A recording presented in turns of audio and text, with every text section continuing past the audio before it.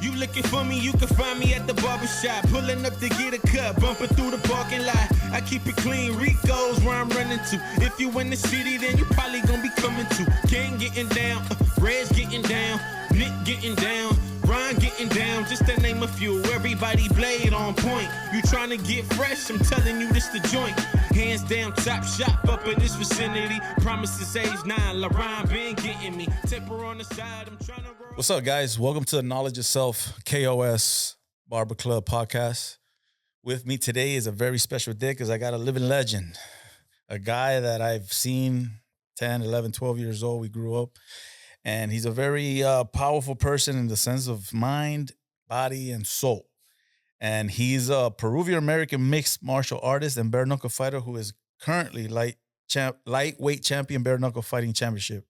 He once held both lightweight and welterweight, making him the first double champ in the BKFC organization. He also competed in the lightweight division for the World Series of Fighting and Absolute Championship. Luis Baboon Palomino. What's up, my brother? Yo, man, living legend. What's up? Good, man. Good. Feeling great, man. Yeah? Good. Yes, sir. Yo, I thank you and I appreciate you coming, man. This is awesome. Thank you for having me, man. brother. You know, it's going to be like back in the days. Yeah. Yeah. So like I was telling you earlier, the podcast is mostly knowledge of self, right? Yeah. We discuss the collection of wisdom on the science of everything in life. And what that means is we'll have a talk about your upbringing, which let's start in the 12, 13-year-old, because that's when we first met, when we were kids. We were young bloods. And we pretty much discuss what decision making we had throughout our life that brought us here. Yes. It's like we were talking in the shop before I gave you the cut. You know what I mean? Yeah. And for those of you that don't know, Louis used to cut too. Oh, yes. I was a barber for many years. Actually, 13, 14 years cutting hair, man. Back in them days. What? Back you know in the what's days. really funny is back then when I used to cut hair, and I actually upgraded from cutting in the house to cutting in a shop, which was in a USA flea market. The flea market, yes. Some of you guys may know where it is. It's already knocked down already. It's a mini mall, but in the hood. I used to do mid work and sparring sessions in the flea market in between my haircuts when I first started fighting. And who had the mitts and who had it? Anthony. I don't know if you remember Anthony from a long time. Anthony from another barbershop. Anthony, Align, all these guys. We were all Rocky. We were all barbers that would get together. We would do the mids, and that's where you found your. I was just about to start fighting, so they would help me out. I don't know, man. I've seen you fight a lot. I tell the story all the time. Like when people talk about Luis Baboon Palomino, I'm like, oh yeah, man. I went to school with that guy. They're like, really? They're like, yeah, I used to get off the bus and it'll be a fight. I'm like, oh, that's Luis again. So let's go there, bro. I know we were 13. Yeah, I was going on 14. 13, that was when we were 14, living yes. on Normandy Ave in Miami, Normandy, which a lot of people don't know that wasn't how it is now. No. It changed a lot. Yeah. I mean, now I pass by there and it looks amazing. Yeah, it looks really nice. But when we were living there, bro.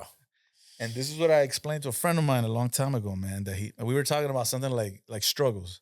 And he's like, what do you mean? You grew up on the beach? I'm like, man, it wasn't like that. I was like, yeah, the beach was there. But once you get a block or two away from the beach, the limelight goes away. You know, it was pretty much just.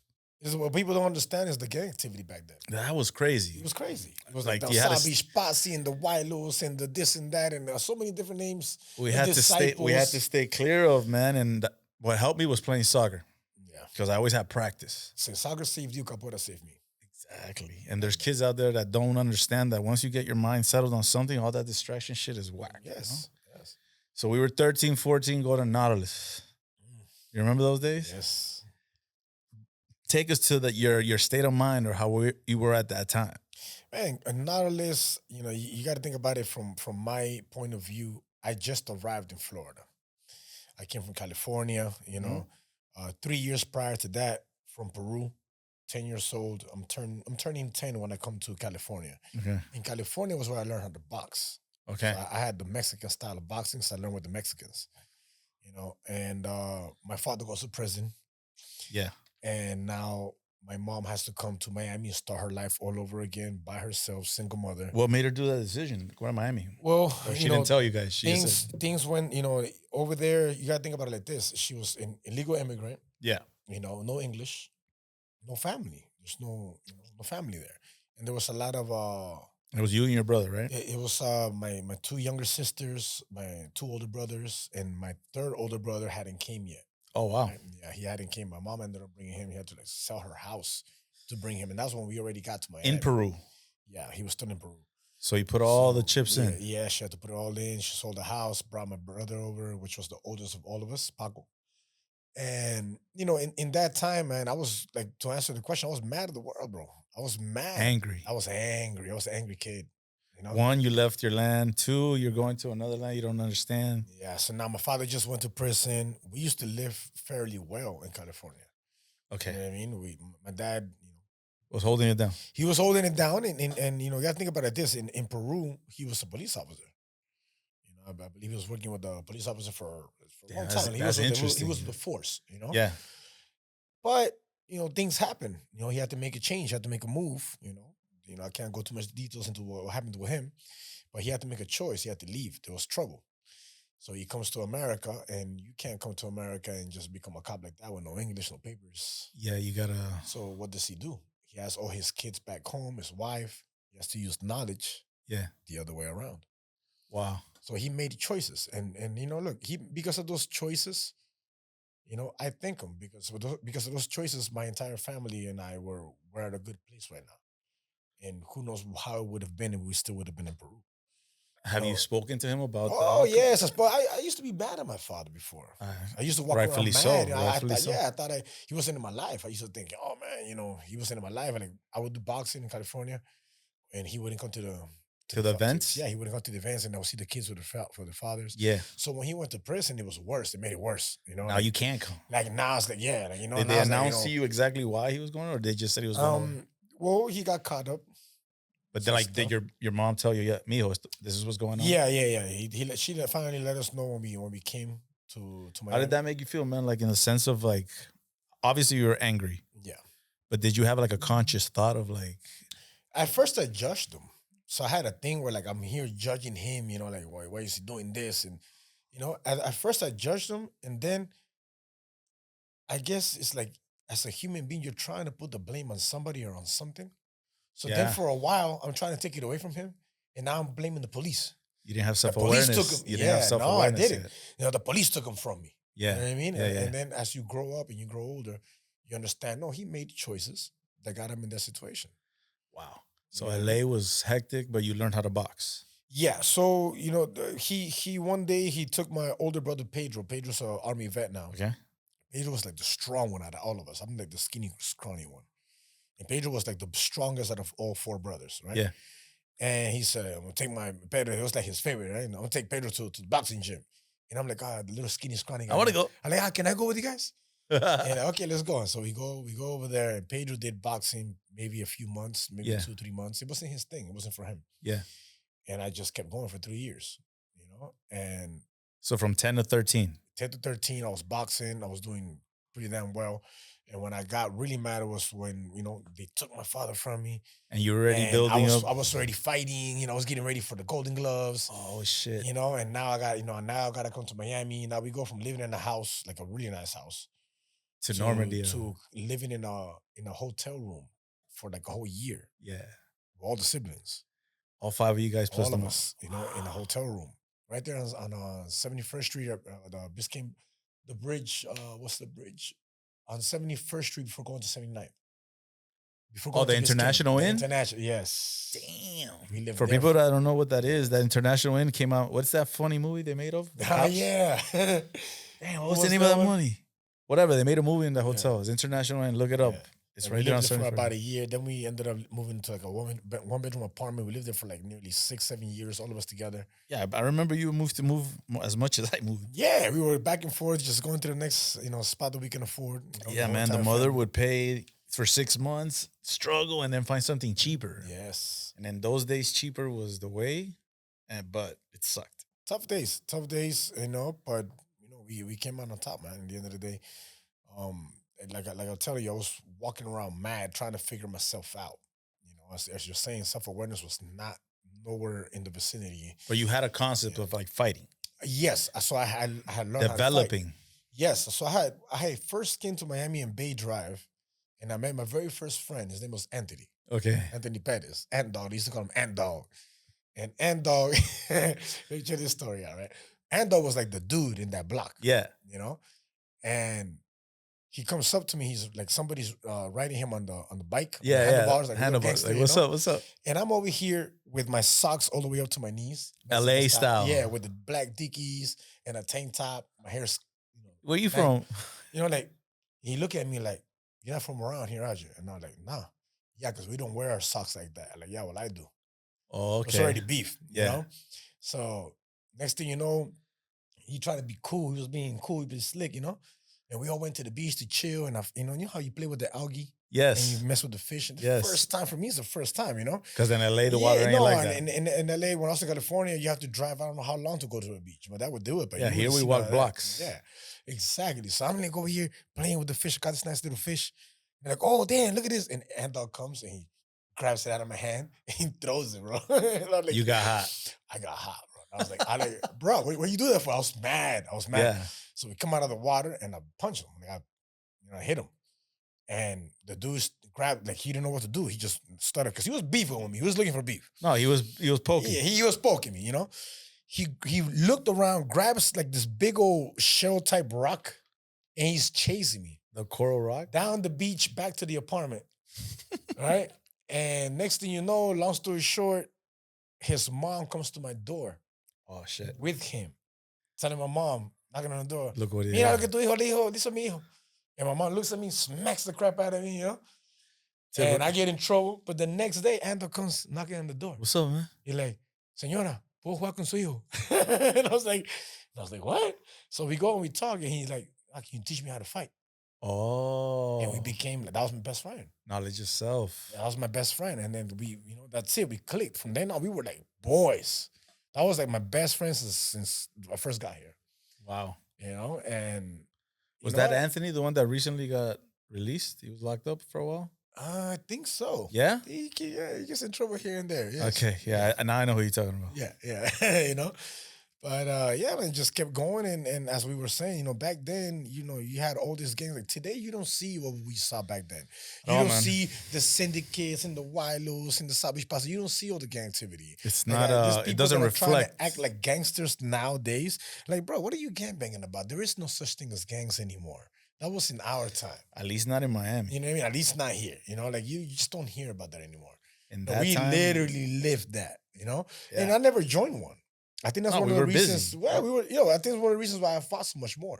Because I was never in a gang. Like we used to do beach clique. What's beach clique, bro? It was a clique. That was all of us. It was all of us just hanging out and trying to protect each other from the real gangs, right? That's what it was. And if you told them, yo, I'm just beach clique, they look at you and be like, you have to know somebody from beach clique, which was you or maybe anybody else in the. There was no gang. You didn't have to jump each other to get in here.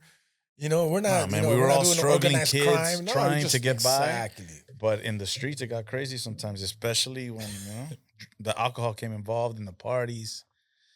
But yeah, so we were 13, 14. We were in middle school. You were angry.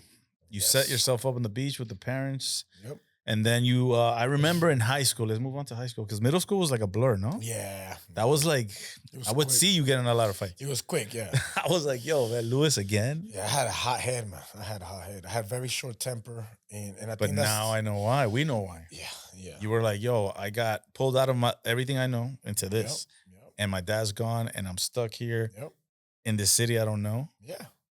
But like we were talking earlier, something that you believe is something that's bad for you, if you have faith and believe in the universe and the energies that pretty much push you through life, you're in a good place. Yeah. Because imagine your life without being on the beach. You might have never done capoeira, which is how you started with the actual mixed martial arts. Started. Yeah. So that was in high school. Like high school, we started like deep into capoeira. And thanks to that, man, because there were so many good friends of mine that were just going the wrong way. And capoeira saved me because I was not in the wrong place at the wrong time, because I was in the right place and at that right time. You had likely minded people telling you, yo, that's not right. No, don't do that. I remember more than once, man. I remember a few times something really bad happening to very close friends of mine. And I wasn't there because I was doing a capoeira show or because I was doing a capoeira thing. So it literally saved my life for real. It really did. I know. Like, for instance, like Starsky. Oh, man. Rest in peace, Starsky, man. Yes. That guy was a friend of mine forever. Played ball, Yep. and he always would get, and he would tell me, he's like, "Oh, let's go." I was like, "Nah, I gotta go play soccer on Saturday." You see. And he'll be like, "All right, man, cool, no, and holler at me, you know." Yep. And he got caught up in messes and things, and Man. that's the way life is. Sometimes you got to make a decision and like get to that knowledge of self. Like you're like, yo, I enjoy boxing, I enjoy mixed martial arts. I'm gonna do this instead of going that direction. Yeah. But a lot of people don't have the knowledge of self because they don't have a concept to build. Yeah, and your choices, is what builds everything for you, man. Exactly. It's your choices. Exactly. There's no pointing fingers at anybody. It's the only thing you could control. Yes, it's your choices. Choice. You can't control what happens. And it's like we were talking earlier, in the shop. It's like it's imprinted in you. There's such a thing as a gut feeling, and we just ignore it. Intuition, yes. But we ignore it. Yeah, like when I used to steal about it. You know what I mean? When I used to steal, I was aware of it though. When I used to steal, remember Eddie's News? Because you feel that it's wrong. I would have that adrenaline. Yeah. And then I would walk out like, yeah. And then as soon as I would have it, I'll be like, damn, I wouldn't feel, like I would feel empty. Yeah. And I wouldn't understand why. And then it was funny when I read the 10 Commandments, one of them is like, thou shalt not steal. I was like, damn it. So that's why. It's imprinted in you. You know what's right from wrong, man. You know what's right from wrong. Exactly. You know what it is. Once you start listening to intuition, then you could develop that self-knowledge with the self-concept, and it becomes all a self-awareness. Yeah. So I think at the end of the day, it's self-awareness and coming to control your emotions, which is the biggest thing that's lacking today. But for you, it's to be a fighter. I wouldn't when I asked you, I was like, yo, how does it feel to walk in there? You're like, yo, it's just crazy. I'm like, tell me. He's like, bro, I can't tell you. It's like, it's just, it's hard to explain. It's hard to explain because it's like, at first I was a very emotional fighter. But we'll get to that. Yeah. Let's keep talking about high school and capoeira. Because I remember you coming with a capoeira setup to school and I'm like, yo, what's going on? And it's funny because the year prior, you would come in thugged out with the Jordan, the tank top. And then all of a sudden I see you, I'm like, yo, what's up? I'm doing capoeira, man. Yeah. Like, dope. Yeah, because in California, I used to box and I used to breakdance. Yeah. So I had first started breakdancing. I loved it, acrobatics. And I was boxing.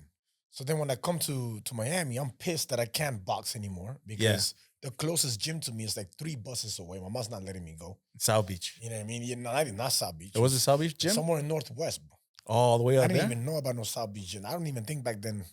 Yeah. Or if I just didn't know, we didn't know about it. Or I couldn't afford it. Yeah, because it was up on where Cameo was on the 2nd floor. Yes. I didn't even know about it, or it was like I just couldn't afford it. Yeah, same here. It was bad, Yeah. For us, it was really bad, And we were hungry for a few days there. Yeah. But, and my mom wasn't letting me go out, and where I could afford it was too far. So, in that time, between the boxing and the capoeira, when I come to Miami, the capoeira was like the boxing and the breakdancing put together, in a sense. Yeah, it was amazing. A friend of I mine know about it because of soccer. Because in those days, those were the 90s. That's when Brazil soccer was king. Like they played amazing. Everything was, the culture of Brazil was in Miami. Yeah. You had soccer, you had capoeira, you had party, you had everything. So my boy Mickey shows me, and I had seen the capoeira movie on Here Strong before I moved to Miami. I remember that movie. And I just came out. And then when I meet this guy named Mickey, he lives in my block. Like, oh yeah, I do capoeira. I'm like, what? Like, you do that? You were interested. And like, yeah, come on, I'm gonna take you. And he took me to the gym in South Beach. Yeah. To meet Mestre Cesar, which I never met because Mestre Cesar was in Thailand filming with Van Damme. Holy shit. The movie The Quest. Okay. So I ended up meeting Mestre Delay. Okay. Mestre Delay was somebody that was taking care of Mestre Cesar's gym class. Okay. When I came in there, I met him, even though I was supposed to meet Cesar. And this was the beginning. This is in high school, right? Yeah. So then I ended up training with him for like 6 months while the filming was going, and then Mestre Cesar comes back. Okay. So at this time, Delay says, I'm going to form my own group called Capoeira Abolição. Okay, so he's going to make his own little group and stay away. So I said, well, I started with you, so I'm going to continue with you. And plus, he never even charged me $1. He just took me in. Okay. You know what I mean? So me, loyalty, respect. Correct. You accept me. I'm going to go with you. Then. Knowledge yourself. Yeah. So I went with him, and we started together Capoeira Abolição. This is the logo. Yeah. That was the logo of Capoeira I remember. Evolução. I remember. So they named me after the logo, Baboon. That's where the Baboon comes from. That's nice. You know what I mean? I remember when I heard that, I was like, it makes sense. Yeah, and thanks to Capoeira, not only did it save my life, I learned how to speak Portuguese. I speak fluent Portuguese. People think I'm Brazilian when I start speaking Portuguese. You know, so I can literally speak to anybody from Brazil. And another beauty about it is Portuguese is what you speak in Angola, Africa. Okay. And I have descendants from Angola, Africa. So my great grandfather's from Angola. So it's in your DNA. So that's why you picked it up. Crazy. That's why you picked it up. It's just it all. It's not crazy. It is what it is. That's why I was telling you the universe doesn't make mistakes. All I know is that we don't know. Intuition, self-awareness, self-concept, self-knowledge is what it is about, in my opinion. But again, I tell people, all I really know is that we don't know. Yes. But the intuition is what guided you, correct? Yes. All right, bet. So now you're with him. You're training. I'm with him. We're Mr. Delay. And years pass and we've done great, you know. But now it's a time where, you know, things change. There's a timeline. Yeah, you weren't fighting all the time anymore. Yeah. So now, yeah, I wasn't fighting as much in the streets. Bro, but I kind of was. I wasn't, but I was, right? Nah, people know what time it was. I still had very short temper. And then years pass, and I see friends of mine from the group that had left Miami doing jiu-jitsu and fighting MMA. And they brought you in. You know, no. I just saw it, and I was like, hold up a second. I used to get down with dude, you know, not to mention nobody's name. But I was like, you know, like, damn it, I can do that. Okay. You know? And I was like, and this time, right, I'm like, I'm still fighting. What about your intuition? Were you having were you fearful? Did you have doubts? It was, I had a very short temper, man. I had a very, very short temper. I didn't have control of my emotions. So you were trying to sharpen your skill set. Yes, I was trying to get better, but at the same time, I was still trying to get to know myself and trying to like understand why am I snapping so fast at people. You were asking yourself this? Yeah, I was literally asking myself because I was making my mom suffer, man. The love. Yeah. Like, man, like, you know, why am I bringing that pain to her? The woman's already single mother. She don't speak English. She's over here fighting her life to secure all this babies you're by scrapping herself. for anything. And I'm over here bringing her a headache on top of that. Yeah. You know, like, why am I doing that? You know, so I started to think, and I went to well, in that time, I had started teaching capoeira. Okay. And this is a time, man, that, you know, it was dark. It was dark. It was an Ocean Drive, right? You guys used to do that. Was after. No, I had left to Hialeah. Okay. So I went to Hialeah. There's like flea market days already. I'm a barber, you know. You were cutting hair. You were being doing a barber, capoeira. I was doing more than just that, man. You know, I was going left. Yeah. Remember, I have no father. Yeah. It's easy. No guidance. It's easy. You know, it was easy to go left. I was going left, and I was doing things I should have not been doing. Moving things around that should have not been moving. This is what I try to explain to my daughter. Shout out to Sophia all the time, man. I'm like, you don't understand. They're like, Dad, but I'll be with my friends. I was like, yo, your friends could be your worst enemies at any time, any given place. A situation arises, you got to make a decision. And I'm telling you, the best decision is stay away from that. Yeah. Because she likes to chase crowds and be with the. I'm like, yo, don't do that.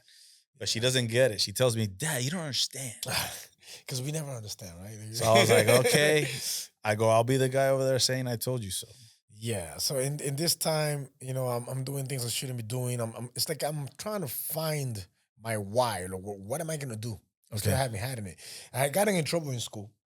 Again. Right. I was getting ready. Like I had in Beach High? Yeah, I was so had you had you in all office? my credits, had everything. I got in trouble when I got kicked out. Senior year. In my senior year. Yeah, I remember. All that. credits, had everything. I got kicked out of school.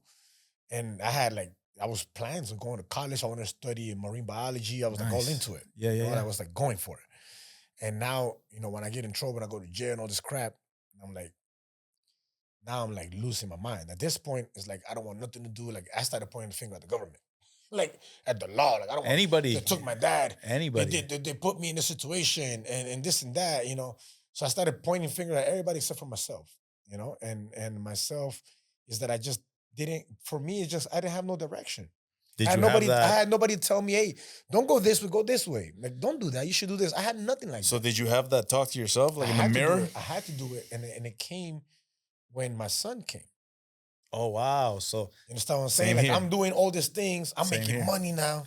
Once you have your kid. You know, I'm making money. I'm doing my things, you know.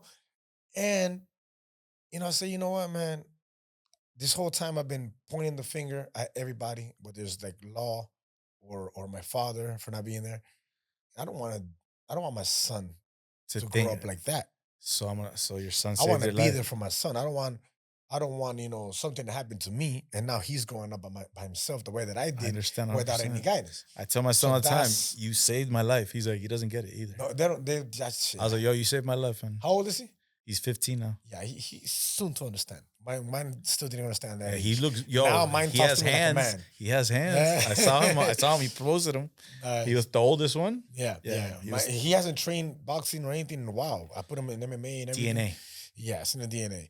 But the kid, he was utilized against me as a weapon, which was messing up his life. So women, please don't do that. Jesus, like leave the kids out of it. Yeah. But I had to make the changes so that he won't go through what I went through.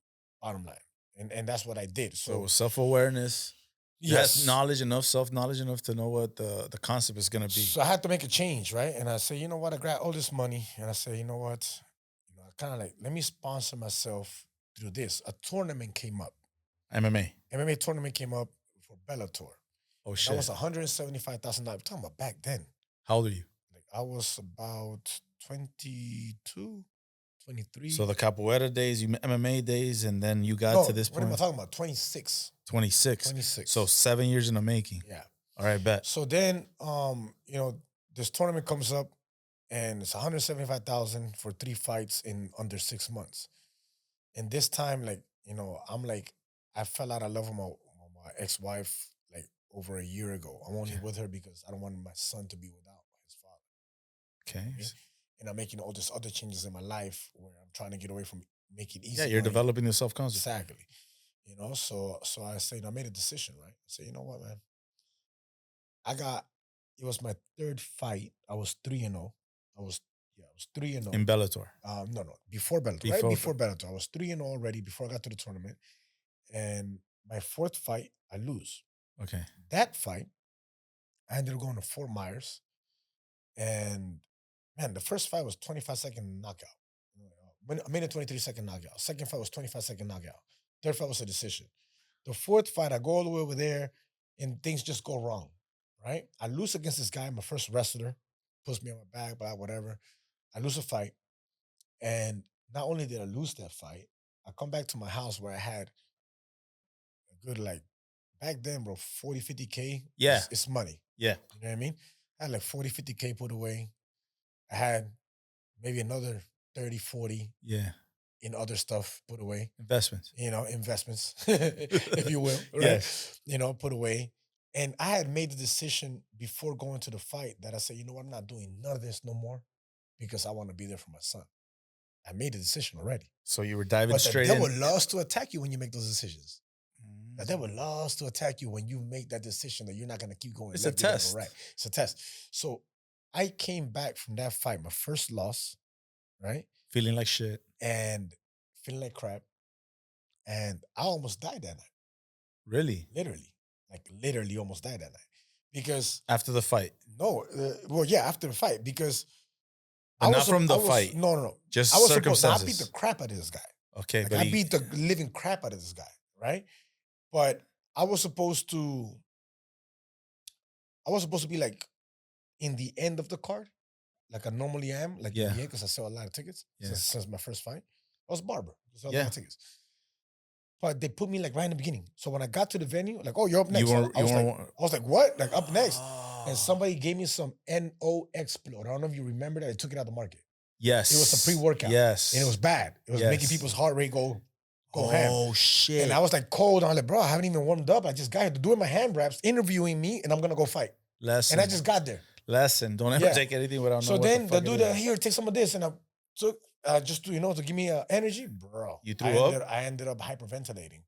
So in the fight, I'm whooping this guy's ass. I dropped him 3 times. 3 times he dropped. Wow. Everybody thinks I'm going to win this fight because that's what it looks like. I split his ear in half. His nose is broken. He's 6'4". The dude was huge. I was fighting at 170. I was probably 167. I didn't know there was anything such as a weight cut. People. You said, I'm going to drop this guy. From 200 to 170. And you're like, nah. It wasn't my weight class. And I was like, I didn't understand none of that stuff, Anyway, when in the second round comes in and we get to the middle and he kind of takes me down and gets on top of me, the referee stops the fight because he sees me going like this. He sees me going like that. And he's like, he stops and he's, are you okay? And I couldn't talk. And I was like, I can't breathe. And he stops the fight, even though I was winning. Yeah. Even though I was on the bottom, I was winning the fight. You couldn't breathe. I couldn't breathe. They were pulling you. So then he was like, because in the second round, when I was in the corner, my trainer saw me. I was numb. My fingers, I couldn't feel my fingers, I couldn't feel my toes. That tingly and feeling. my trainer said, well, I'm going to stop the fight. Like, no, I'm going to knock him out right now. I should have told him, yeah. I thought, no, I'm going to knock him out right now. And I went into the second round, and that's what happened. So we're on the second floor. We go in the elevator. That's all I remember. I go in the elevator. I turn off. I turn on. I'm in the ambulance. Holy shit. I turn off. I turn on. I'm in the hospital. I turn off. I turn on again. And my master assessor is right there. Yeah. Next to me. And do you know what happened? And I'm like, yeah. I passed out like 3 times. He looks at me crying, bro. Like, oh, you like, flatlined. Nah, you passed out 22 times. You didn't pass out 3 times. You passed out 20. You were conscious 3 times. I was going on and in and out 22 times because something had happened where I guess the NO explode had made me hyperventilate to the point that oxygen wasn't going through. To any other organs. It wasn't going through. So I was like, passing out, come back. So you overheated. Yeah. Holy shit. They had to inject me with something, bring me back. So do you think that was bad? I come home and everything that I had saved when I said, you know what, I'm not doing this no more. I'm going to sponsor myself and I'm going to just fight. Yeah. They took everything. They robbed my house. They destroyed my whole house. Everything was upside down. They took everything I had, everything, all the cash, everything. They took everything. So I come from my first loss, and then I lose again when I get home. And it's kind of like the devil saying, are you sure you're going to quit now? Like laughing at me. And I said, yeah, I'm sure I'm going to quit. And I did. I had great credit, bro. I wasn't stupid, you know what I mean? I had really, really good credit. I lived out of credit. I opened my own gym through my credit line. Yeah, but do you think that's the devil? I mean, I think it's I'm very big on energy. Yeah, dude. You know, and I think the energy was wrong. And yeah, the energy was wrong, man. And I think it's so all the actions brought back the wrong reaction. I think when you're doing bad, you know, you do bad things, it's karma, bro. Yeah, that I believe. Buddhism, my wife comes from Buddhism. I respect and Buddhism. Buddhism is karma. Karma's like, you know, it's like you put out bad comes back. You know, and there was times I was wrong. I was wrong in a lot of things that I put out bad. That bad kept coming back to me, and they wanted to drag me down. That's what I call the devil.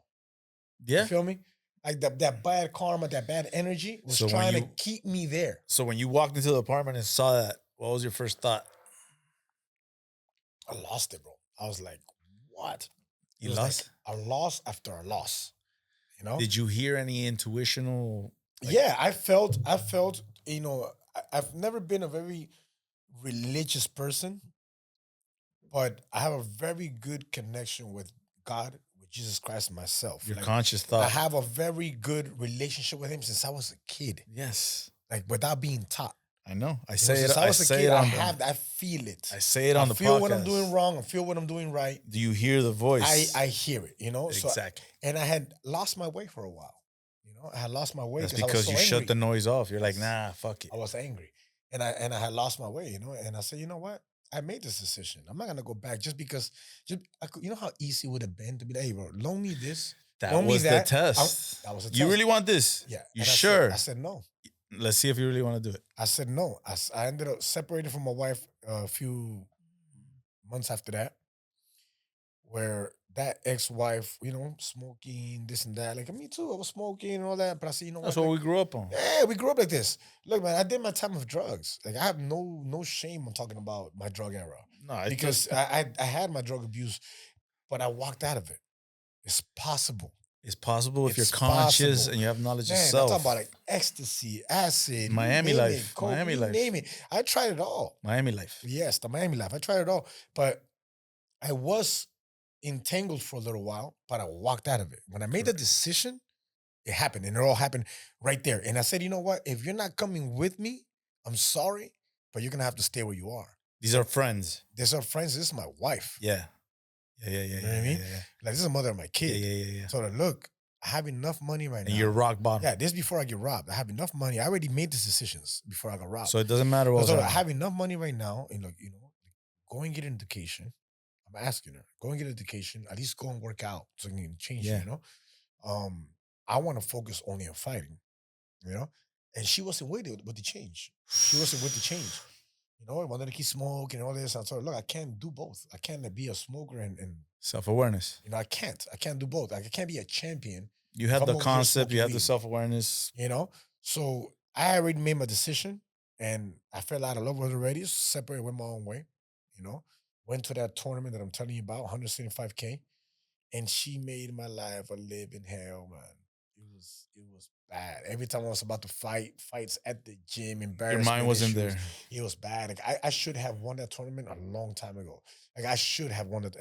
Maybe the only one guy that I was gonna lose to would have been the guy that ended up being the champion. Wow. You know what I mean? Which ended up being the champion. Wow. You know what I mean? But I should have beat everybody else. It's just my mind wasn't there. Physically, I was ready. My mind was not there. And fighting is 80% mental, man. You know, it really is like that.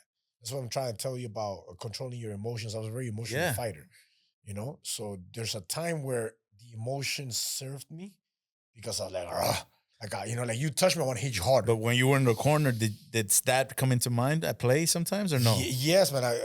When I was in the corner, I think my first title shot ever was in Connecticut. Okay. And I'm fighting, I got us 5-0 undefeated. Okay. And I'm fighting him in his hometown. The first time I ever traveled. Okay. In Connecticut. I had always fought here in Florida. And I go over there, I'm fighting, you know, the white American hope. You know what I mean? Like the dude was bad. And everybody's against you. He was a bad man. You know, the guy was good. You know, undefeated, this and that. They called him Bobcat. Bobcat. And the first round, I beat the living crap out of him. Like I got him, you know? Yeah. I'm doing whatever I want, right? Second round comes in, he's a wrestler. Takes me down, starts riding me. This is a 5-round fight. My first round, 5-round fight. Oh, shit. So second round, he rides me. Third round, he rides me. You know, so I won the first round, lost the second round, the next 2 rounds. Yeah. And I go to my corner to answer your question about emotion, right? Yeah. I go to my corner and finally I like calm down, I stop. And I'm like, and I tell my corner, I'm like, Master, what do I do? Yeah. You know, I can't get this guy out. my trainer listen to me. Oh, you ready to listen now? Because you've been doing whatever you want. Yeah. You know? We talked about this. He's going to just shoot for the takedown. He's going to wait for you to throw your combination, go under your punches, and take you down and ride you. Okay. We know this. Okay. Says don't throw more than 3 punches. If you're going to throw one, throw two, anticipate the takedown, block it. You do your own takedown if you want, or you counter. Okay. So now, in this moment, I'm checking my emotion off. You're not angry. The first round is all emotion. I'm going to fuck you up. And I did. Second round, I'm going to fuck you up, but I get taken down. Frustration. And now third round, emotionally on the bottom, like, get off me. You know? So then fourth round, emotion steps out of the cage. Skill set. Okay. Now I'm listening. All right. And now I'm following game plan. And what happened? And in that round, the fourth round, he comes in. Sure enough, he comes try to take me down after I throw a couple of punches. I stuff it, take him down, and finish him on the ground. Nice. My first title, 155-pound world champion. Is that when you had the curls with the little red shorts? Yeah. I remember that. You got hyped. Yeah, I got hyped. Damn, insight. Yo, go to YouTube and check that fight out. That shit was dope. Yes, that was my very first title, and that was also when I came back to Florida to celebrate that fight.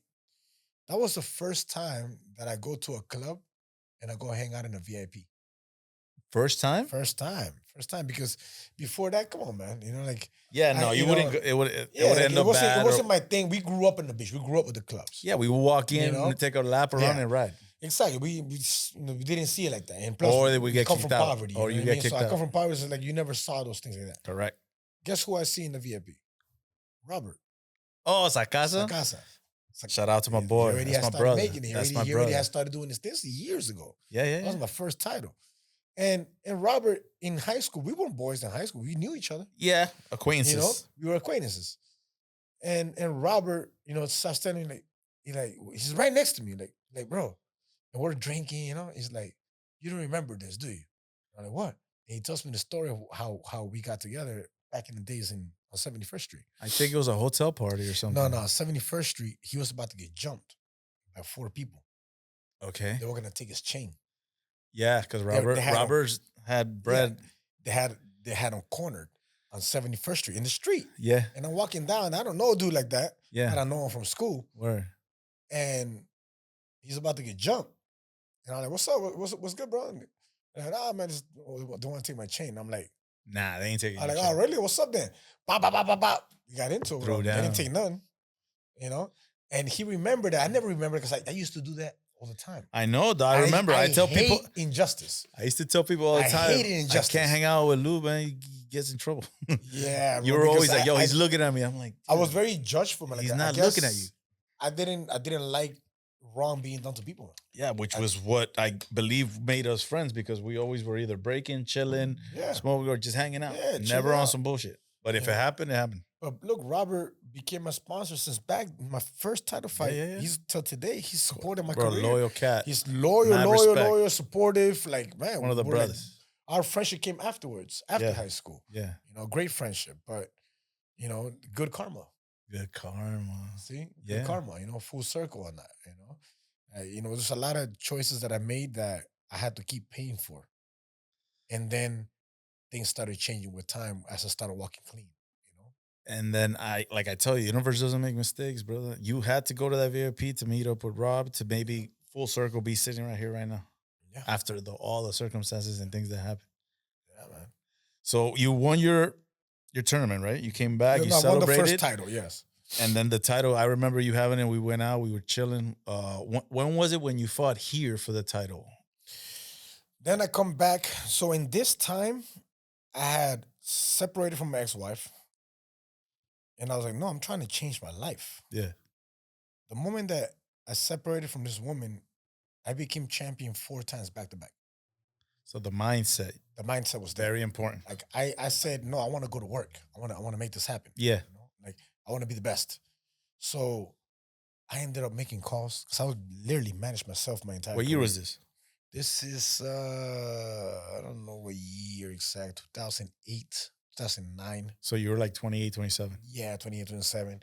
And what I did was I'm trying to get into UFC, but I'm not trying to get into UFC. So for all of you that keep asking me, because this is the biggest question that I ask, why never UFC? Why didn't you go to UFC? Because I beat so many people that went to UFC. Keishi. I'll give you Those that. fights were amazing. I'll give you the answer. It wasn't a reality for me that I can go to UFC because I was an illegal immigrant. Only until a year and a half ago. Oh. I spent So 31 you had years a monkey illegal on in this your country. back. Yeah, so for me, it wasn't a reality. And if you don't believe that you can do something, you will not Can't. do it. Exactly. You know what I mean? Exactly. And if I would have told him, no, I can be, then I probably would have found a different way and I would have done it. But because I told myself I can't be a UFC fighter because, there's my explanation. If I get signed to UFC, just like I would get signed to these other shows, right? And they tell me, okay, this fight's going to be in Mexico. You can't run. What do I tell them? Shit. I'm going to get kicked out. Wow. You know what I mean? Because there was times that I was legal, but I wasn't a legal resident.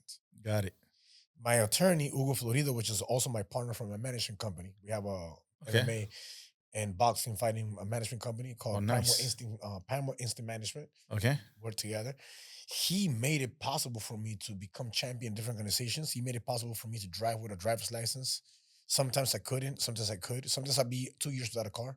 Holy Sometimes shit. I come back and be able to drive again. This on top of all the struggles with On the top of all ex-wife, that, with yes. Yo, On top man. of all this stuff, the Lewis, I salute you, bro. it was hard. It was tough. No papers. It's hard to work. Hard to imagine that you can go somewhere else. that What you was can the do something intuition else. telling you? What was the inner self? I had to just keep going. I had to just keep moving. There's no forward. looking back. Yeah. And so what I did was I started challenging everybody. Because In the there was a time that I still believed I can go to UFC, that something would happen, something Okay. magical. But then I lost my way again, right? okay. Because I went and I collected titles from everywhere. So I'm a champion in 4 different organizations in 2 different weight classes: 145, 145, 155. And this was in a 155. 4-year span. The belts I collected them in less than 2 years. Holy shit! So you were In active. less than 2 years, like a year and a half. I You were collected all active. 4 belts.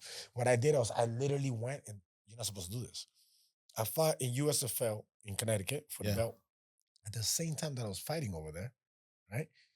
I had contacted a show in Florida, XFC, to go and Yes. fight for them. Yes, that's what I remember seeing you All right. fight. So I fought in Connecticut, and I beat a guy that was 4-0, 5-0. That wasn't for the title yet. I come back to Miami, and I fight in Miami for a different show, and I win. I win against the guy that was 9-0 with all 9 finishes in the first round. He had 5 submission finishes and 4 knockouts. Wow. I finished him in 48 seconds. You remember what you catch him with, a right hook? Bro, it was a left hook, and I had the red hair, and I was standing over his body like he was just dead. Oh, that's the one that you... Yeah. So I had fought this dude, and the following week, I came and fought this dude. You know what I'm saying? Like, you don't do that. You're not supposed to. They won't allow you, because if you get injured, there's no fight. Yeah, but you were fresh, and I was doing straight out of camp. So then, because I beat that dude over there in Connecticut, it earned me a title fight against that guy that I was telling you about, the Bobcat. Okay. When I come back down, I come back to fight for another title in XFC in a different show. So I go back up there, I get that title, the story I told you. I come back and I fight in XFC for another title. And they're paying good at that time or not? They're not paying great, but I'm just collecting belts. I love that. Yo. You know what I'm saying? They're not paying great. The belt collector. But I'm collecting belts. So I'm going from show to show just collecting belts. And you're not supposed to do that. Nobody does that. You know, it's not that you're not supposed to, it's that they're not going to book you. Has there anybody that has done that other than you that you know of? In that short time span that I know of? No. Damn. How many, who out of Florida, you hear names like George Masvidal? Yes, sir. He was never a champion in any show that I remember of, not even UFC. No, I think you did fight him and you did win that one. Yeah, I beat him here. But I'm saying there's names that have come out of here that have gotten opportunities that I didn't. Like, Masvidal got the opportunity to fight for UFC. Yeah. I didn't get that opportunity.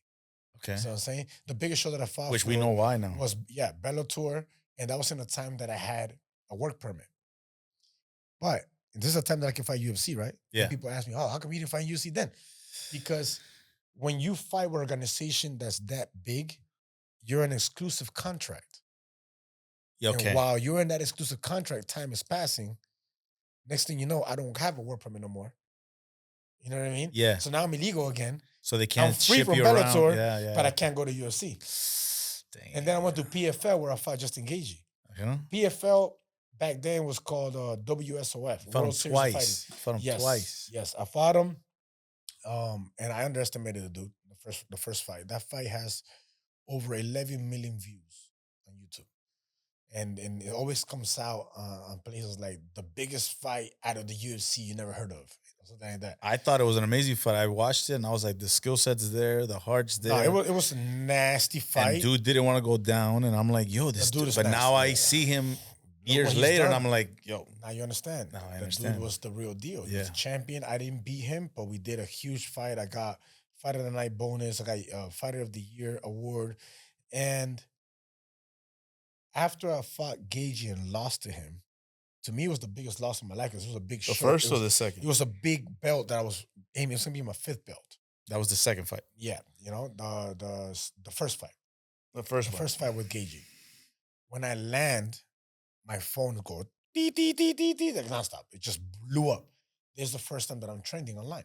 I'm like, what the hell's going on? I never even been. How was your mindset? Because you lost a fight. I was bad. In my head, I was like, that's it. I lost my opportunity, this and that, you know? But when I land, as soon as I land, the airplane touched ground, the president calls me, the president of, now it's called PFL. Okay. And he calls me and he talks to me about the fight and tells me, look, you know, we want to double your contract. Wow. That's unheard of. You don't lose a double fight. In time or fights or money? In money. In money. Okay. Like you don't lose, the way that it works in the fighting world is you get a fight bonus and a win bonus. So you get paid X amount of money to show up to the fight. And then you get a fight bonus. And then you get a win bonus if you win the fight. Got it. Okay? So every time that you win a fight, you scale up. You scale up. You scale up. There's no show where you win a fight and you don't make more money in the next fight.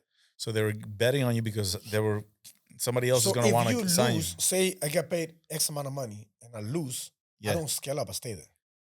I got the call and the dude didn't just scale me up. He doubled my contract. Shit. Doubled the money I was making.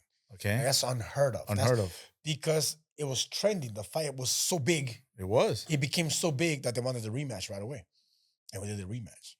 In the rematch, I clipped him. I had him hurt, and took out my leg in the first fight. Yeah. He didn't take it out in this one, but he clipped me. He got me back. He got me on top of the head. It takes equilibrium out. Yeah.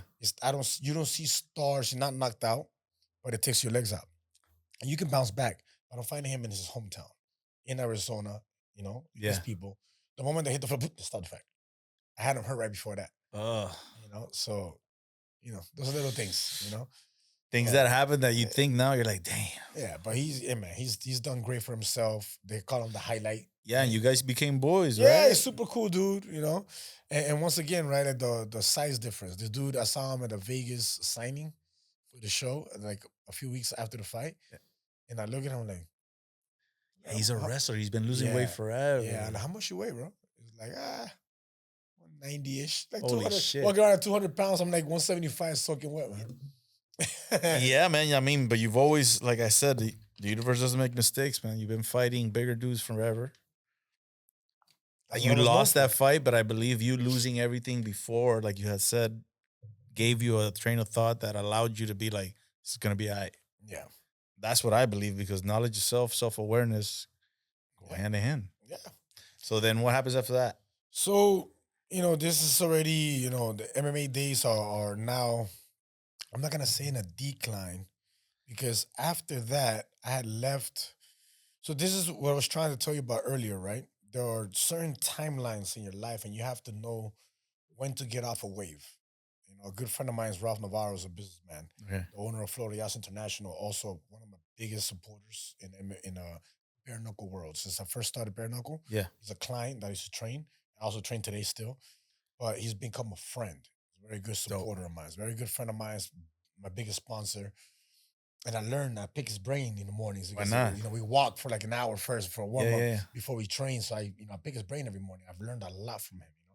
And he's taught me one thing. He says, you got to learn how to ride your waves. Because Yeah. you got to know when to get off. Yeah. And you got to know when you got to ride it and when you got to. There's times that times change. You know what I mean? So Yeah, the energy wave. the pretty wave much. that I was riding with MMA Masters, my first team, Mhm. I attracted all these fighters that came in. And in the first time, we just started, I was the first champion out of the gym. Okay. This is the gym where Amanda Nunez came out of. Yes. UFC world champion. Ricardo Lamas. Like big names have come from this Big gym. names, yes. It started with us. And in this time, Mr. Cesar would do mid work every single day with me. Yeah. And then people started because now we're becoming a team. Correct. So people started getting jealous Really? that I was getting all the attention. Well, it started with me. Because you were the one that I was the always first fighter. Yeah. We had that relationship. Correct. But people started getting jealous and the envy and oh, he's not giving me attention. He's not training me like he's training him. So then I'm a team player. So what I would do is I would tell Cesar, Master, work with them a little more. So what did that start doing? That started taking away from me. And then you started losing a little bit of Then your edge. I started to decline a little bit. Yeah. Because that fresh mid work daily, that extra work that I was getting, Correct. was giving me that edge, But I wanted to share with my people. I wanted to be, I've always been a team player. I wanted to have a team. I wanted to have a family, Correct. So I would push for that. And I was like the big brother. Even though I was the smallest guy, I was the one that everybody Yeah, because you were there from the beginning. Exactly. And, I started to decline a little bit, and, things went to the point where I had to make a choice. Self-awareness. Yes. So now I started writing a 4 fighting losing streak. And this time I had done my fights in Russia. I was fighting the Russians in Russia. Went to Russia? Yes, bro. I was doing the Rocky movie. I Fuck got that. signed to a show, which is the biggest show out of Europe. It was called ACA back then. Okay. I think it's something else now, but it's the biggest show out of Europe. Uh-huh. So I'm fighting these Russians in Russia. You know what that means? Yeah. That means like you don't win decisions here. You have to knock somebody out to win Pressure. or submit them. Pressure. A lot of pressure. The only decision I ever won in Russia was against a Brazilian. How many fights you had out there? About 5, maybe. So the only one that I won. And you lived out there or just went to fight? No, I just went to fight. Okay. And that's the other thing. They want to bring you 3 days before, jet lagged like crazy. It's a lot of fishy things with it. I remember one fight that I fought in front of the the president for the Putin? No, Chechnya, Okay. the Chechen Okay. Republic Okay. president, and they had because it was his team, His team fighters, that's fighting? and his Coliseum where we fought. Was it any like danger? Bro, when we got there, they pick us up in the airport, and the Russian in the car is like, "This is my first time in Russia." Right? He's like, "Oh, don't look woman, don't touch woman, don't play with woman." I'm looking like, okay, bro. All right. I'm not here for nothing. Okay. Man. I'm just here to fight, bro. Don't worry about that. Yeah.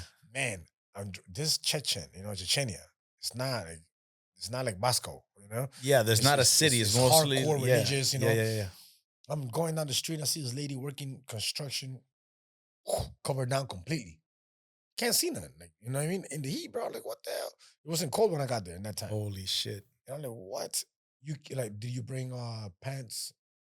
And I'm like, what do you mean? Like, you can't wear shorts outside in the street, only inside a hotel. I was like, what? Is that a religious thing or just a cultural thing? Yes, It's okay. I was like, what? I wasn't prepared for all that. So I had to wear like the only pants that I had to go outside. Constantly. Yeah. I only could wear shorts inside. Wow. And I'm like, culture shock. Yeah. So I was like, whoa, okay. And I fought this dude that was like undefeated. I beat him and I go for the title. Oh shit. Whichever one of us wins goes for the title. And I had tore my PCL. Okay. I had tore it 2 weeks before the fight. That's the one in the front or the back? That's one in the back. The Yeah. So I tore it and I said, I'm not going to just not go. I took a quarter of a shot and I went. Holy shit. But I have no leg now. And I'm fighting a wrestler, right? The dude, I gave him such a good fight. They gave me a 10K fight of the night bonus. Nice. Even though I lost the fight by decision. Right? You know what they gave, dude? A brand new Mercedes Benz. Wow. Del Año. Beautiful. Wow. Here you go. Because you beat Palomino. My name was big over there. And this was right after Gigi. Like people were like, hey, what's up, Baboon? Yeah. Nice. Very respectful on that sense. But when I go to fight this dude, man, he's like double the size from yesterday. I'm like, damn, this dude got big. They perfected that weight loss. And then it's not just that. They line us up to do the drug testing, right? Yeah. For steroids and everything. Yeah. And we're all in the line. I'm everybody in this, all of us, all the there. contenders. He's right there with me. Here comes the president from Chechnya. I forgot his name. And they pull him out of the line and take him. They never tested him, bro. Yo, that's a what? In your face. That day when I got to the hotel, right? How did you before the fight? No, I already knew because before the fight happened, when I go to the hotel, they give me a key and I go to the room. Yeah. And the room is all full of needles and IV bags. And me and my trainer look at each other. I have a video of it. We look at each other like, what is this? So we go back downstairs and the lady already has my key ready. They just want to get in my head. Oh, like, yo, we ready here. We do everything here. So that was like a because to them is the part is to alarm you, pretty much. Yeah, it's to let you know, like, yo, we take our things. Holy shit! You know what I mean? And sure enough, when we came to the testing site, they never tested them. I got tested. I always get tested. I got. And you lost by decision. I lost by decision. That goes to show you, man. You know what I mean? I mean, fuck that. That's a fight world. Yeah. So Russia was tough. I had like. In that time range, I had like a good 3 losses, and then I go to fight in Chile. This was my last MMA fight in Chile. Yeah, this is right when I met my wife today. Oh, wow! And like I told you, I was telling you earlier, my wife and I, we met each other at our lowest points of our life. Like I was riding a 3-fight losing streak, which I've never done before. She was going through a divorce, or she was trying to get away from somebody that wouldn't let her go, and I was going through a breakup myself. They just took my son away from me again, which has been happening for years. But it so seems I'm like losing everything at this point, right? It seems like I'm not gonna name no names, but my ex at the time was a mother. Yeah. And we're living together for, I think, like 2 years already. We've been together for 4 years. Yeah. And, I pretty much raised, the daughter, my stepson, right? Of course. So the way that I make money, I pay things ahead of time because I have to budget myself out, right? That's how I make money, right? Smart I get a check and I budget myself out. So in that apartment that we were living, even though we were breaking up, we were broken up, what I did was I put myself in the gym. I was living in the gym. Okay. We were going through a breakup. Okay. I'm not gonna put her out with a kid in the Of course street. not. Of course not. And we say, you know what, man, stay here. I'll stay in the gym. I'll stay in the gym. I'll make it work. You know what I mean? And that's what we did. I let her have the rest of the months that I had there. And let her get herself situated to go. And I meet my wife now, and as going to Chile now, I'm going from making 40K in a fight, Dollars. yeah, to making pennies.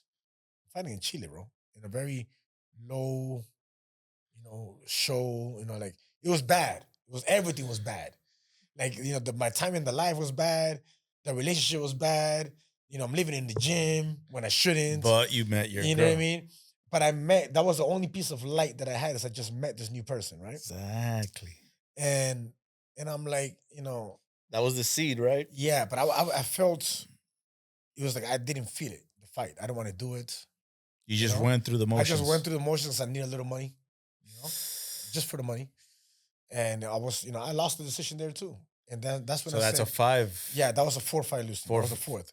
So at this point now, I'm in the lowest point of my career, and I'm like thinking, but I'm not done.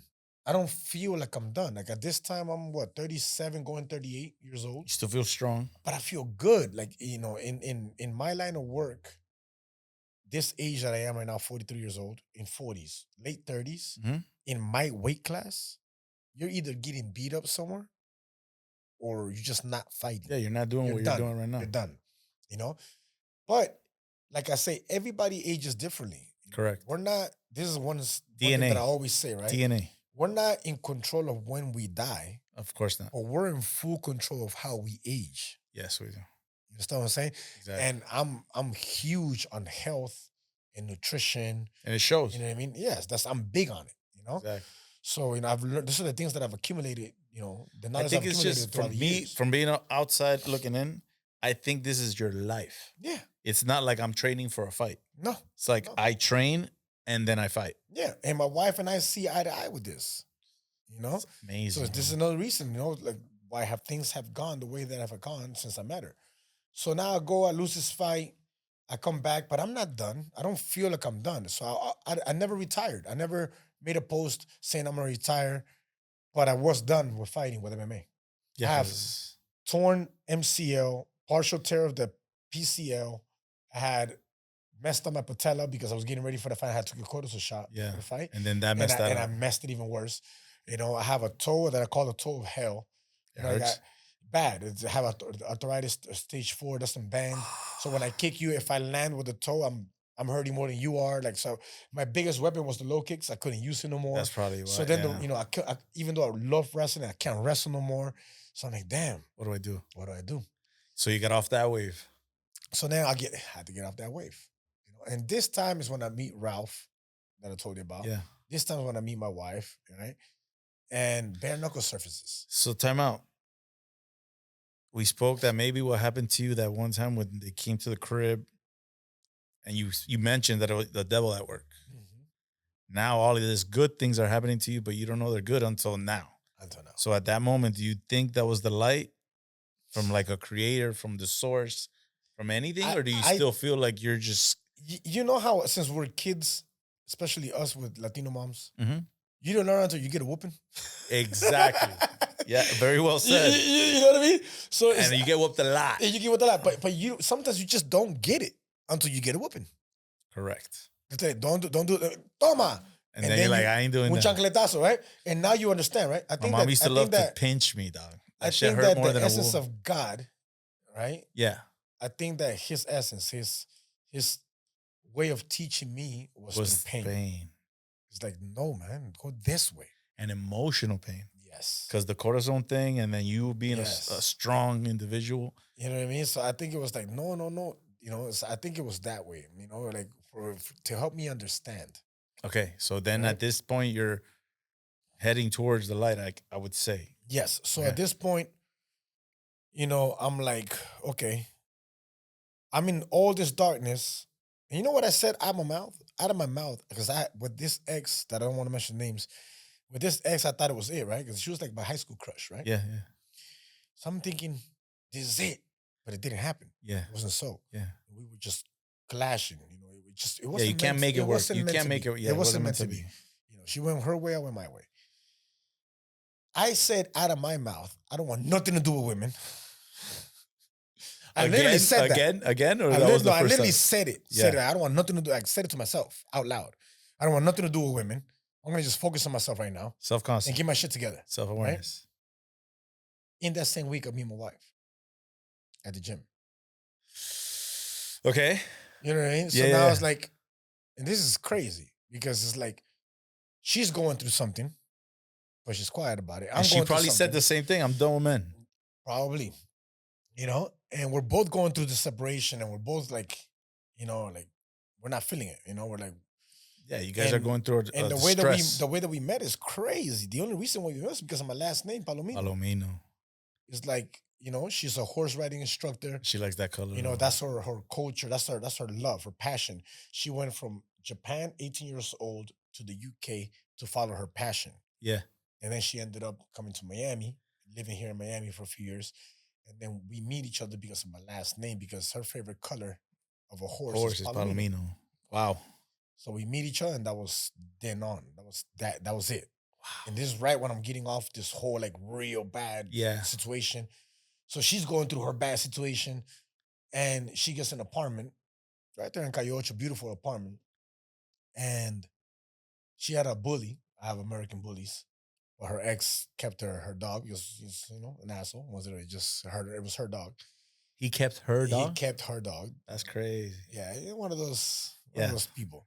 Psycho. Abusive, psycho type dude. Yeah. No knowledge of self. No.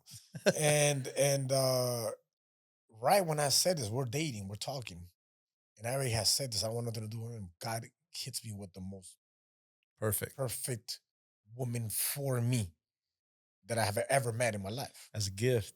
You know what I mean? That's great, man. So now I'm like, damn. I gotta reanalyze everything. Yeah. So now at this point, I have to make a choice again, right? So I'm like,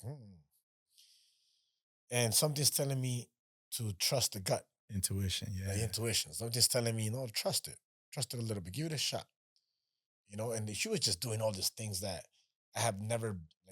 Like this woman. But her culture, dude. It has a lot to do with it. She hates when I say she's full breed Japanese. She hates when I say that. Like, I'm not a dog. Like we speak. She's not accustomed. No. She's full, like her whole bloodline. Yeah, full-fledged. From Japan. Yeah. Full-fledged. Yeah, her whole bloodline's from Japan. And when I first started Instagram, somebody put me onto it, and this is years ago before I met her, right? I put Samurai Spirit because I've always felt that about myself. Correct. And my mom had been telling me since I was like 15, 16 búscate una japonesa, no? I never even remembered subconsciously. that. Yeah, I never even remembered that. My sister Cindy reminded me of that after I met her. And why was she said? You asked your mom? Yeah, she says because my mom was not raised, but her godmother was Japanese. Oh, wow. Peru has a big Japanese culture over there. Oh, so your mom and your wife get along. Infused with Japanese culture. Wow. And Chinese. Yeah, that's where the whole. So my mom was brought up around a Japanese village people that she saw how they served their men. She saw the interaction, how they grew, and she knew the culture. Wow. She would always tell me that, but I never even remember. Like, where the hell are you gonna find a japonesa in Miami, bro? You don't hear about that. You did. You know what I mean? Well, she found you. Well, she found me. That she literally came, and it just ran into each other. It just worked. This is a woman that, in this time, she can do a Miami thing, right? A Miami thing where you're breaking up with the husband, you've been for 5 years. Yeah. You're entitled to half of everything. Okay. I don't want nothing from you. Damn, respect. I don't want nothing from you. Respect. I want my freedom, is what she said, right? Yeah. She put herself to work 3 jobs. So she's working morning, afternoon, and late nights. 3 jobs. Wow. While she placed herself in a shelter, bro. Wow. To not worry her parents. Damn, man, that's very interesting. You understand what I'm saying? So I'm over here thinking I'm going through a bad thing, living in a gym. And she's in a shelter, bro. Starting from zero. Her father's an architect. Her mother's an interior designer. Okay. Like, they're okay. In Japan. And she's like, nah, she's not going to make their parents worry. The pride. So you got yourself a hardworking, fearless, prideful. Yes. Wow. We met each other like that. at that level, that bad. And I'm getting ready for this fight, right? Sometimes I go pick her up like 1 a.m., 1:30, because she was hostess in a Nobu. Okay. And I'm picking her up like 1:30 in the morning. She's already worked 2 other jobs before that job. Tired Right? as hell. And she's talking about, no, I'm gonna give you a full body massage because you gotta get ready to train tomorrow. What? Take your ass to sleep. Like she will do things that I've never experienced in my life, like for me. You know what I mean? And Wow. if we talk about the kitchen, forget about it, brother. She's She'll amazing. literally tell me, what do you want to eat today? Like Peru, Colombian, She'll throw it down. Ukraine, bro, whatever it is that you pick, she can cook. So you got exactly what you needed from Yes. And whatever source it is that brought it to you. it worked. Rebirth. Yeah, it was like, it blew my mind, you know? So I'm like, You feel good now. You Yes. physically feel good, mentally feel good. Everything's going your way, and you're taking another shot at this bare knuckle shit. So now bare knuckle surfaces right there in that time, and I see a friend of mine's, Jim Ehlers. Jim Ehlers was a UFC, former UFC fighter. Okay. And he was the face of the organization at this time. He was knocking everybody out. They called him the Beast. He was knocking everybody. He had like three. He was 3-0, 3 knockouts. What weight class was that? 155. My weight Okay, class. your weight class. So everybody's pushing. They pushed me into the tournament. There's a tournament now for the first title ever in BKFC history. So this is the first year that they throw it out. So there's What year was that? In Miami. The first time they come to Miami. That was right before COVID, 2018 or 19. Yeah. What was that? They gave you a very old belt. The Police Gazette belt. We'll go into that. Okay. So this is before that came into play. Actually, at the same time. Okay. So Jim Ehlers was the face. They made a tournament. So it's, we agreed that the only way we fight is if we meet in the end. Because we're friends. We used to train my gym, you know. And like, bro, if we meet each other, we'll meet each other at the end of the tournament. We gotta do what we gotta do. Because we have to, you know. So okay, cool. So the tournament starts. I win the first fight. He wins the first fight, and then COVID hits. No more tournament. Oh shit. So now the company says, well, we're gonna make the title fight between you and Ehlers. Right? Okay. And I said yes. And Jim said no. Oh, wow. Because his trainer had caught COVID. So he didn't train. And he wanted to win the title with his trainer. Do you believe that? Without his trainer. You believe that? Or? I do, because he's yeah, I believe it. Yeah. Okay. Yeah, I think he just wanted to be in that fight with the corner Loyalty. that had brought him through all those wins that he had before. Yeah, something you would probably have done. I can understand that, but he missed that shot. And I got to fight somebody else that was 4-0, that was also a UFC former fighter, a Pride fighter. The dude was nasty. He had just beat this other dude from the UFC that was a knockout artist. Like the dude was good. Yeah. You know? And I knocked him out in about 38 seconds, 37 seconds, took the title. And the first thing that I did was call out Jim Adams. Nah, for me to win this for real now, I gotta fight I gotta him. defend it against Jim Adams. You didn't have to do that. No, I didn't have to. So you set it up. Yeah, I set it up to be that. And that's when I came to Miami. And then we did it Jim here. Adams. And that's when the Police Gazette Diamond Belt came. The Police Gazette Diamond Belt, for those that never heard about it. If you remember boxing, boxing started here. Yeah, with the bare knuckle days, Yeah. right? And back then there was a guy named John L. Sullivan. Okay. He was a heavyweight. He was mostly known for like doing like 60 rounds, something like that. Like he fought for hours. Yeah, I heard about because there was no timeline. That was crazy. There was no gloves. That's crazy. So that was the first guy that they created a belt for. Because he was the man. He was the Police Gazette Diamond Belt. So that family that carries that tradition got in contact with BKFC and said, whoa, you're bringing back what boxing was created for. When you say family held the tradition, they hold the belt? They own it? They own the rights. To the belt? Yeah. Okay. So they're the ones that created it. It's been going down, you know. Wow. How long? How many years? This is like 139. Wow. 139 years. Okay. Right? So they said, okay, now that you can defend the belt, when you defend the belt successfully, you get to win the Police Gazette belt with it.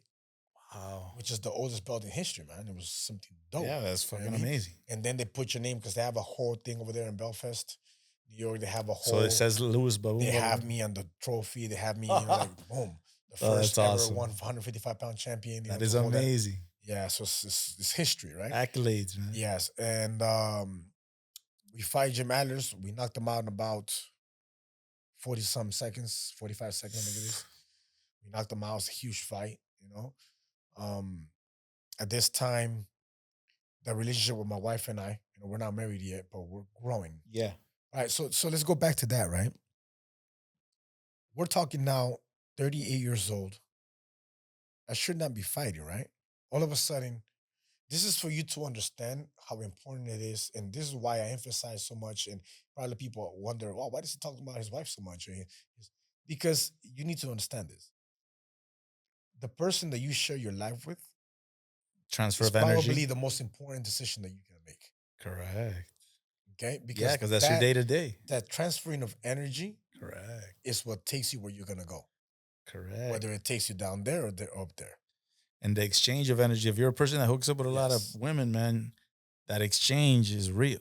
Yes. And I've lived it. Now more people are being more aware of what vibrations are and frequency. Which is amazing. And people are starting to hear more and more about it, like before people didn't even talk about it. They weren't interested in it, man. No, but frequency is real. Correct. Energy is real, and I'm living proof. Look, I'm 38, I'm going 39 years old. I become the first two-weight division undefeated bare knuckle boxer in the world. I'm the first fighter in BKFC history, the fastest combat sports growing in the world, to reach a record of 9-0. You know how hard it is to reach 9-0? Yeah. So you're still not like the first one. You don't have reach to be the 9-0. best fighter. You can get a cut too big and the fight's over, you lost. Which they did yesterday in the UFC. So nasty cut. I think that meeting this person, I believe that meeting this person helped me. Meeting the person. Yes, the person. It helped me come into a peace of mind state where I can really focus on myself. On the new wave. Yes. Fucking awesome. So a whole new wave just started. I hadn't even noticed that, when you first start a wave and you're just starting off on it and it hasn't even gotten to that. Yeah. I didn't notice that I was already riding it.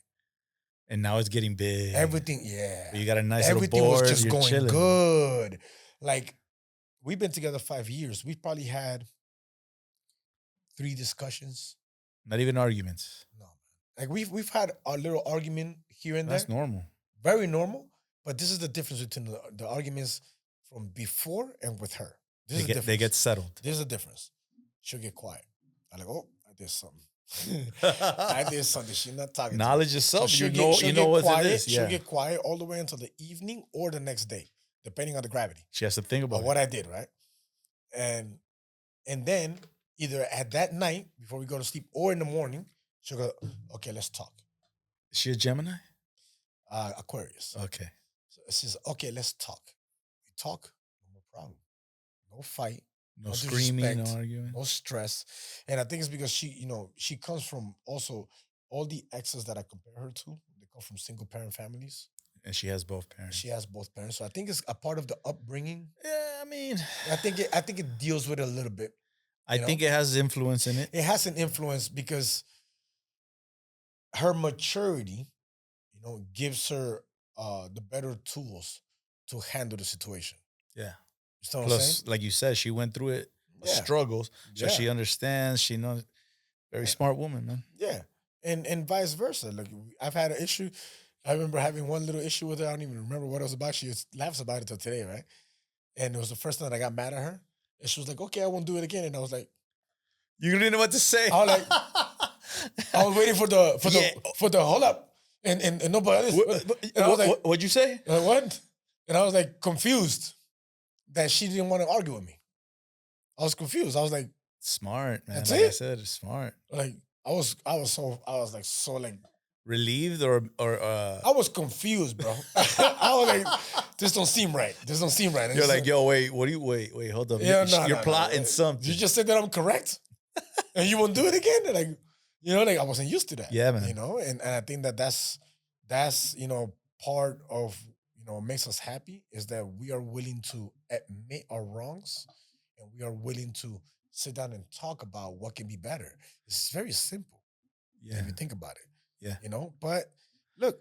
It's the simple things that We don't know because we never learned it or saw it or experienced it or even thought it was possible. In MMA, up, down, win, win, lose, win, lose, win, win, lose, win, lose, win, lose. Yeah.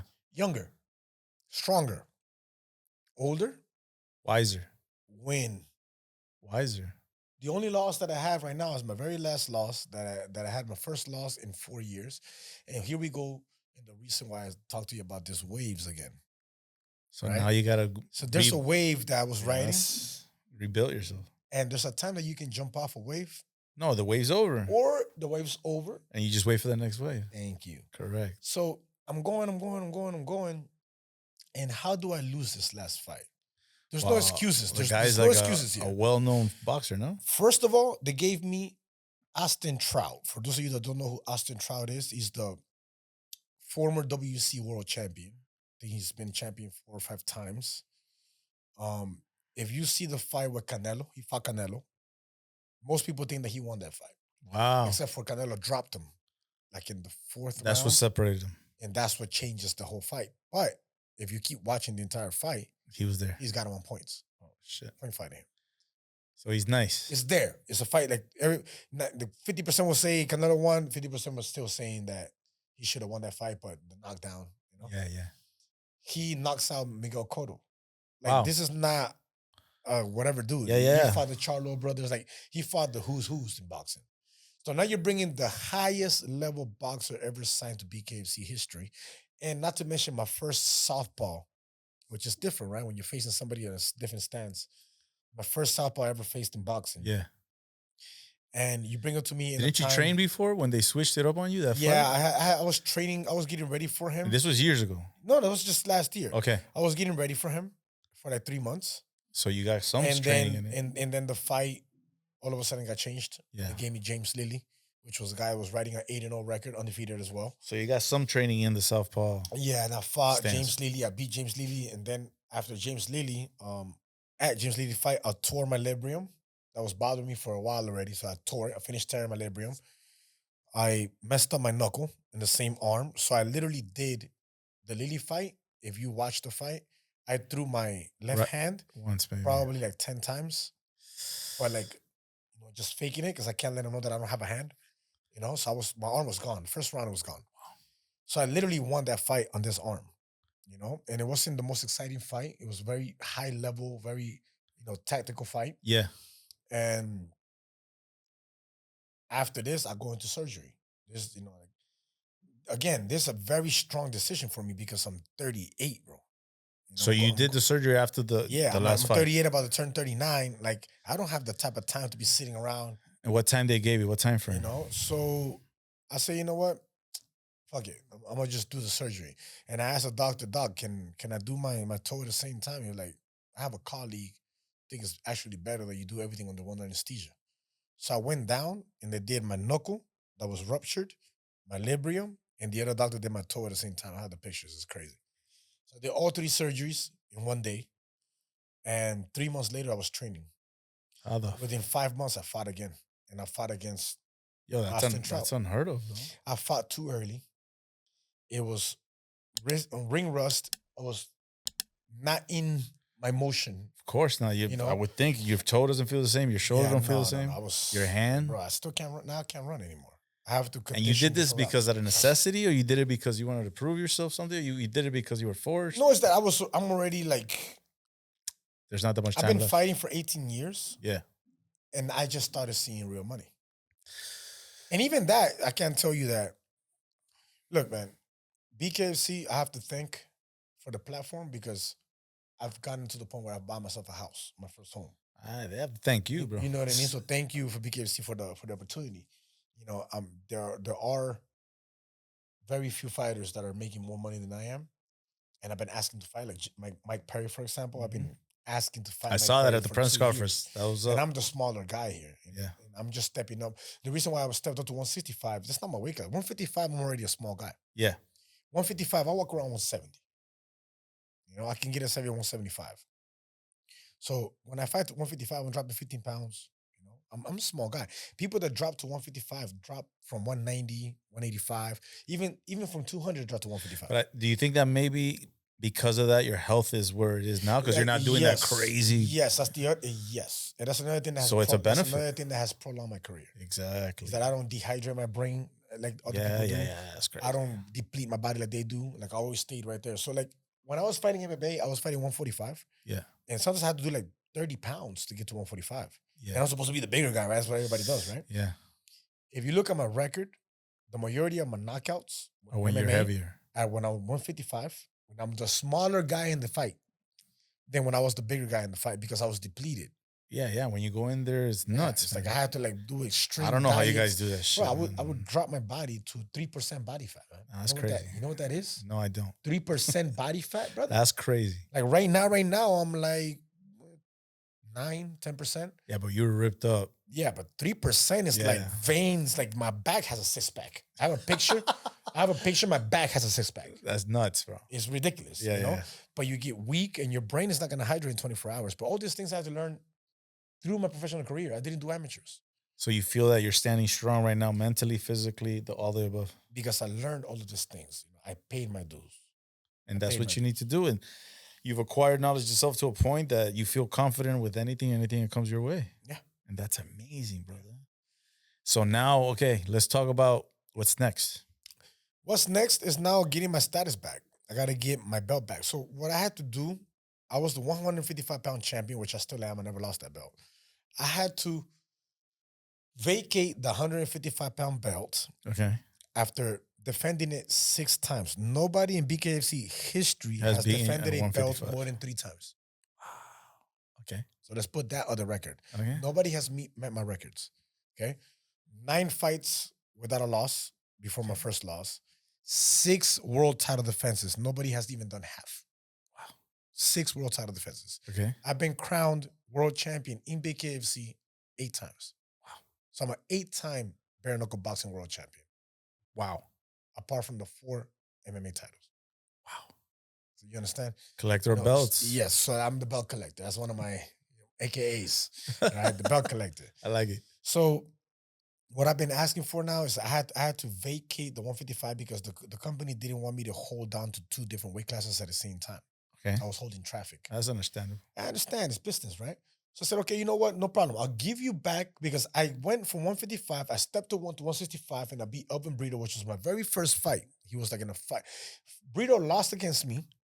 And then he went on a 4-5 win streak. 5-5 win streak. He was 5-5 win streak. The 5th one was the title. Okay. At 165, he became champion. Oh, and I said, hold up a second. If I would have been Brito, I lost against the champion right now at 155. Yeah. I came up to 165 and I won 4 fights in a row to the 5th fight where I became champion 165. The first thing I'm doing is I'm calling out that guy that I lost to and I'm going to get that belt too. Oh. But he didn't do that. Instead, I did. Okay. I said, hold up. You're a champion? Nice, my son. I used to call him my son. He hated it. Like, nice, my son. Now I want your belt. Wow. I'll give you a rematch for the 165-pound belt. I gave him the rematch and I beat him. And I became the first 2-weight division undefeated champion in BKFC history. Hell yeah. That's you know dope. So now I've been dying to defend the 165-pound title, but they won't let me defend it because I'm holding down to 2 divisions. So I had to vacate the 155-pound belt. I had to let it go. I never lost it. And I go to defend it against Austin Trout. Yeah. Right? And when I go to fight Austin Trout, we're talking about a very high-level boxer, as I explained earlier. And in this time, I've been training with Tigres. Like, Tigre, Eddie Castaños, is my coach for the last 6-7 years. Striking coach. Yeah, so I made a decision when I left MMA Masters, and I was going to go into bare knuckle. Mm-hmm. And I said, I need more of a boxing, because MMA Masters, yeah, MMA. Self-awareness. You knew what you had to do. MMA Masters, MMA. It's an MMA gym. I need more like a boxing. So I went to Tigre and Dino in Fish Street Gym. Mm-hmm. Okay. And Tigre was my first coach because I was doing my last MMA fights with him. Okay. And Coach Dino, this is when COVID hit and I didn't have nowhere to train. A boxing gym. Tigre was moving in that time. So I contacted Dino. I know Dino and Lazar were good friends of mine. And he gave me the keys and everything. Nice. And I'm a very loyal person, and if you open your door to me, I'm gonna open my heart to you. Yeah, you show love back. So I didn't need a second coach, right? But something told me, look, he opened the gym to you, Intuition. you know? So I said, Coach, you want to be my second in my team? So I added him to the team. Nice. Okay, so now I have Coach Tigre, Coach 1, Coach Dino, Coach 2. Okay. And we became champions, blah, blah. We did all this in BKFC. And there was a time that I had to break off from Coach Dino because a little bit started to The wave. the coach thing started to like, The wave. oh, the wave got me choppy. first. Yeah. Got a little choppy where like, I want to go in the ring and little differences. So I say, you know what? Look, I started with Tigre, so I continue with Tigre. We're still cool. Coach Dino and I were cool and everything, but I had to make a change. And those waves, you got to keep jumping off. How much did the wife help with this decision making? With everything, she agrees with me. She agrees with me when it's right because she disagrees with me on certain things. On this situation, she agreed. Okay. Because I had mentally, like I told you, what made me get to this position was peace of mind. And you needed that and to my peace of mind was being disrupted in that moment. So you're making because of those differences. Radical decisions. Yeah. So because of those differences, now you're messing with my peace of mind. Your spirit is so on I had point. to make a change. Yeah. Change the wave again, continue with Tigre alone.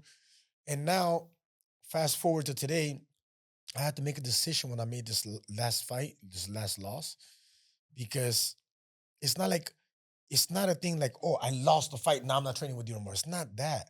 I already have felt the last 2 to 3 years that my improvement had gotten stagnant. Stagnant. Yeah. So Tigre, what he did for me was I was a very wild animal. Okay. For MMA, it worked perfectly. He ironed you out. But for boxing, a wild animal is an open hole. It's an open target. You're gonna get hit.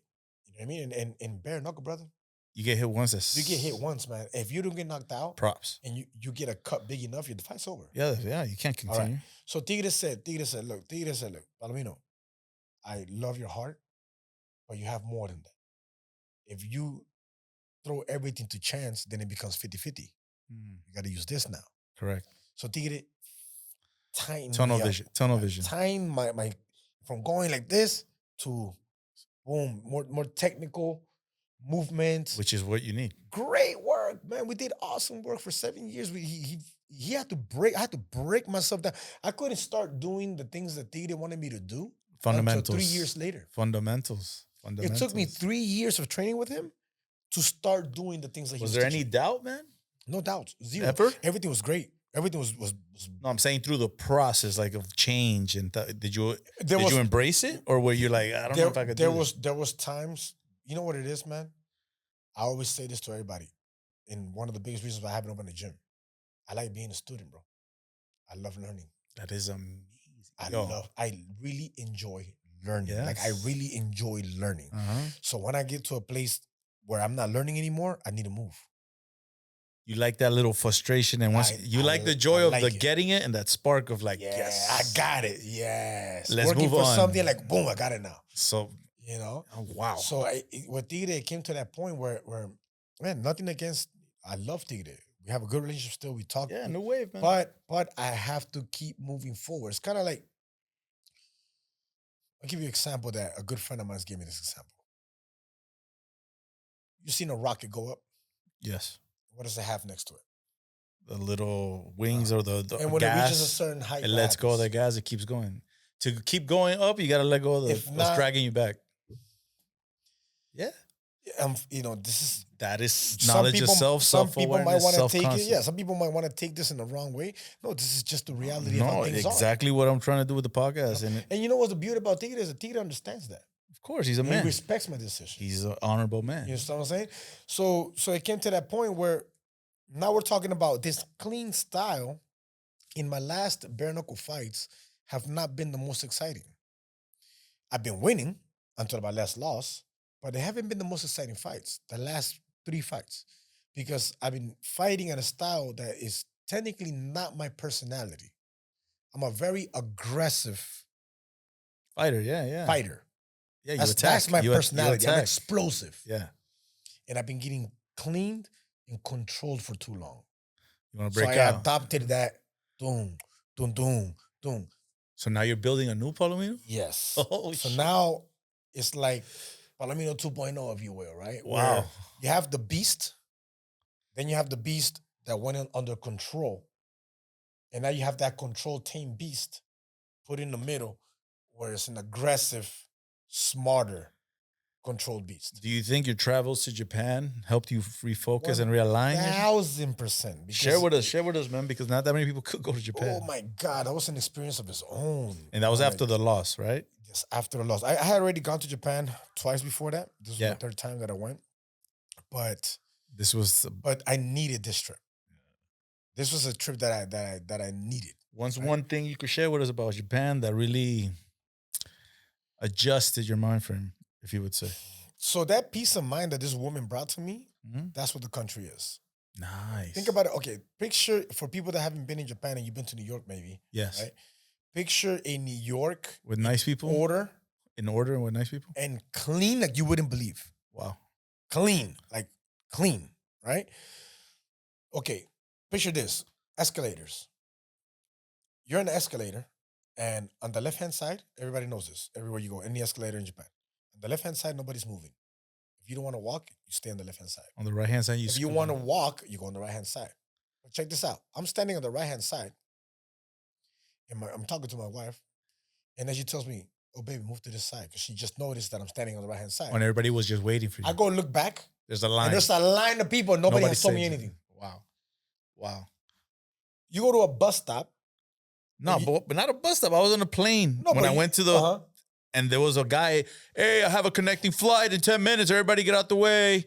And I'm looking at him like, yo, dude, like, what are you doing? And we just landed. Yeah. And then everybody's getting their bags. Hey, whoever doesn't need to, like, bossing people around. And I'm like, yo, man, this guy's mad rude. Yes. So back to what you were saying. So, it's like you go to the bus stop and you know how over here you're about to get a bus, everybody whoop, like ants. Yeah. Whatever lineup you from kids to adults. Yeah. In a single line, getting into the discipline. bus. There's no problem. There's no issues. Discipline, respect. You know why? Because what they teach you since they're very young in Japan, since they're kids, is how to think about others before yourself. And that's what makes all the difference. That's taught in schools. That is taught. They teach you how to think about them before you think about yourself. No fear. Because I think they use a lot of fear. Others. Yeah. Think about others before you think about yourself. Which is a very... And it makes the world easy. Good advice, yeah. It makes everything easy. Like, there's stories of people losing a wallet. Yeah. Your money, they're not going to have to get money. They give it back. They give it back. With everything. Because it's karma. Correct. They're taught since the little, bad karma is bad karma. Of course, any part of the world that you go to, you can have your good and bad. Well, their history is, I believe, is told well. Their history shows that honor, tradition, honor, respect, samurai code. Yes. So if you come from that, you know, but and think then about the food is ridiculous, right? Like apart from being cheap, it's expensive to get to Japan. Once you're there, you're good.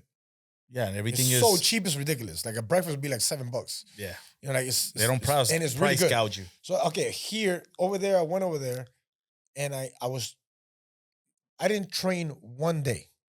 You're just chilling. Eating 3 times a day. I didn't gain 1 pound. Yeah, but you were probably eating everything as natural as possibly you could get. I'm eating everything in sight. Yeah. I didn't train one day. I'm eating 3 times a day. And I didn't gain 1 pound. I come back to America. You eat once, in 1 week, I gained 10 pounds. It's in the food, man. Everything they put in food. We can't even get away from it, man. So the way that they eat, the way that they treat each other, you know, the respect, the order, it gave me like a realignment. Yes, and it allowed me to, and then they do a lot of the hot baths. Yeah, not the saunas. What do you call the hot and cold plunges? Or? No. The hot places would have the hot sauna. Water. What do you call that? No, spas. The outdoors. Oh, what do you call this? It's from. I have it there, but it's not there. Yeah, they have a lot of that where it's real natural. Minerals. Yeah, real minerals. Like you smell it. Like, you know, like a lot of that where you go out there and it's amazing, brother.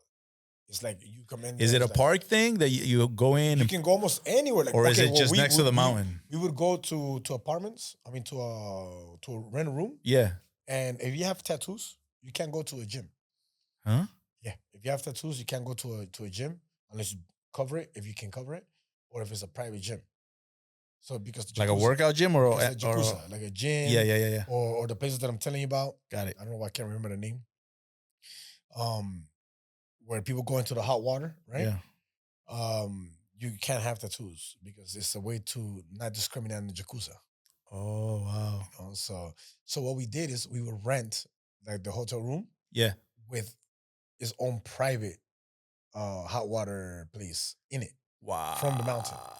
That's dope. So you get the Yes. experience. Yes. Oh, and that's even And better. oh You're my dolo. hell yeah, in your own room, and you're like, what? Oh man, went to this Japanese everything. Like the whole culture, I absorbed the whole culture. So almost like if it might have been a part of my life in the past or something. I don't know. It's weird. It just feel at home. But it helps you resonate with yourself, with your inner self. Yeah. It helps you, like, I don't know how to put it into words, but it helps you like find out more about who you are and what I you think it's want. just a new experience, and the body has, you know, the body and the mind, everything is together. So I think it's something new. You experience it, you feel it. That's why when you're a kid, everything's amazing. Yeah. Because you do it for the first time. Yeah. And it's very rare at our age that we get that feeling. And you got that feeling. Hot springs. Hot That's what it is. springs. Hot You see? springs. Hot springs. The good feeling brought it The back. my God. The hot springs is like that. So you're a fan of the hot springs. Ooh, huge. Amazing. The feeling of it, amazing. Japanese whiskey. I don't know if you tried. Have you tried? Yeah, of course. Japanese whiskey is delicious. And I asked the father, right? 'Cause I know that everybody has their own personal preferences with whiskey, and some people will tell you, oh, Japanese whiskey ain't nothing compared to this one. Whatever. From what I've tried here, Mhm. I'll notice that I'll get sinus issues. And over there, you're chilling. And over there, I wouldn't get it. I was like, why don't I get any sinus after drinking here? Yeah. I would drink with her father, her brother. And how come I don't get any sinus issues over here? And her father started explaining to me how to make it. Yeah. And I like, look, this water comes from the mountain. So you go to different parts of Japan, depending on the mountain, it's different whiskey. Wow. And it made all the sense. Yeah, it's purified without even being purified. The water is actually clean that they make it with. So when you go to drink it and next day I don't feel no headaches. Yeah, it's no more I distilled don't get this, a distilled headache. that. I don't get a headache and I can drink. Like I can And the really food drink. you don't gain weight. You don't gain weight. So everything's more closer to its natural source, right? Yeah. Like over here, my wife's hair was dying. She has beautiful, long hair. Yeah. Down to her butt. And her hair was dying. It was like dying when we first bought the house. And I come and I test the water. I had somebody come over and test the water. Like, bro, you have more fluoride than the pool. Wow. My tap water had more fluoride than the pool. They look at the level. He showed me.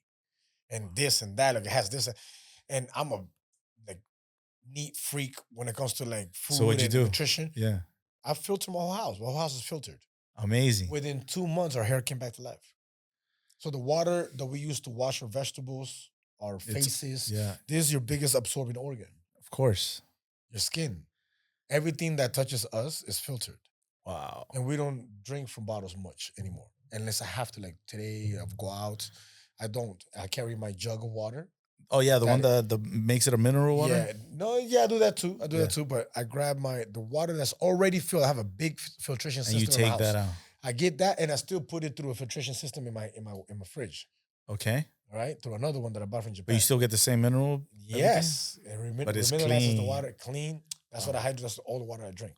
That's amazing, bro. And it really it makes a big difference, Gene.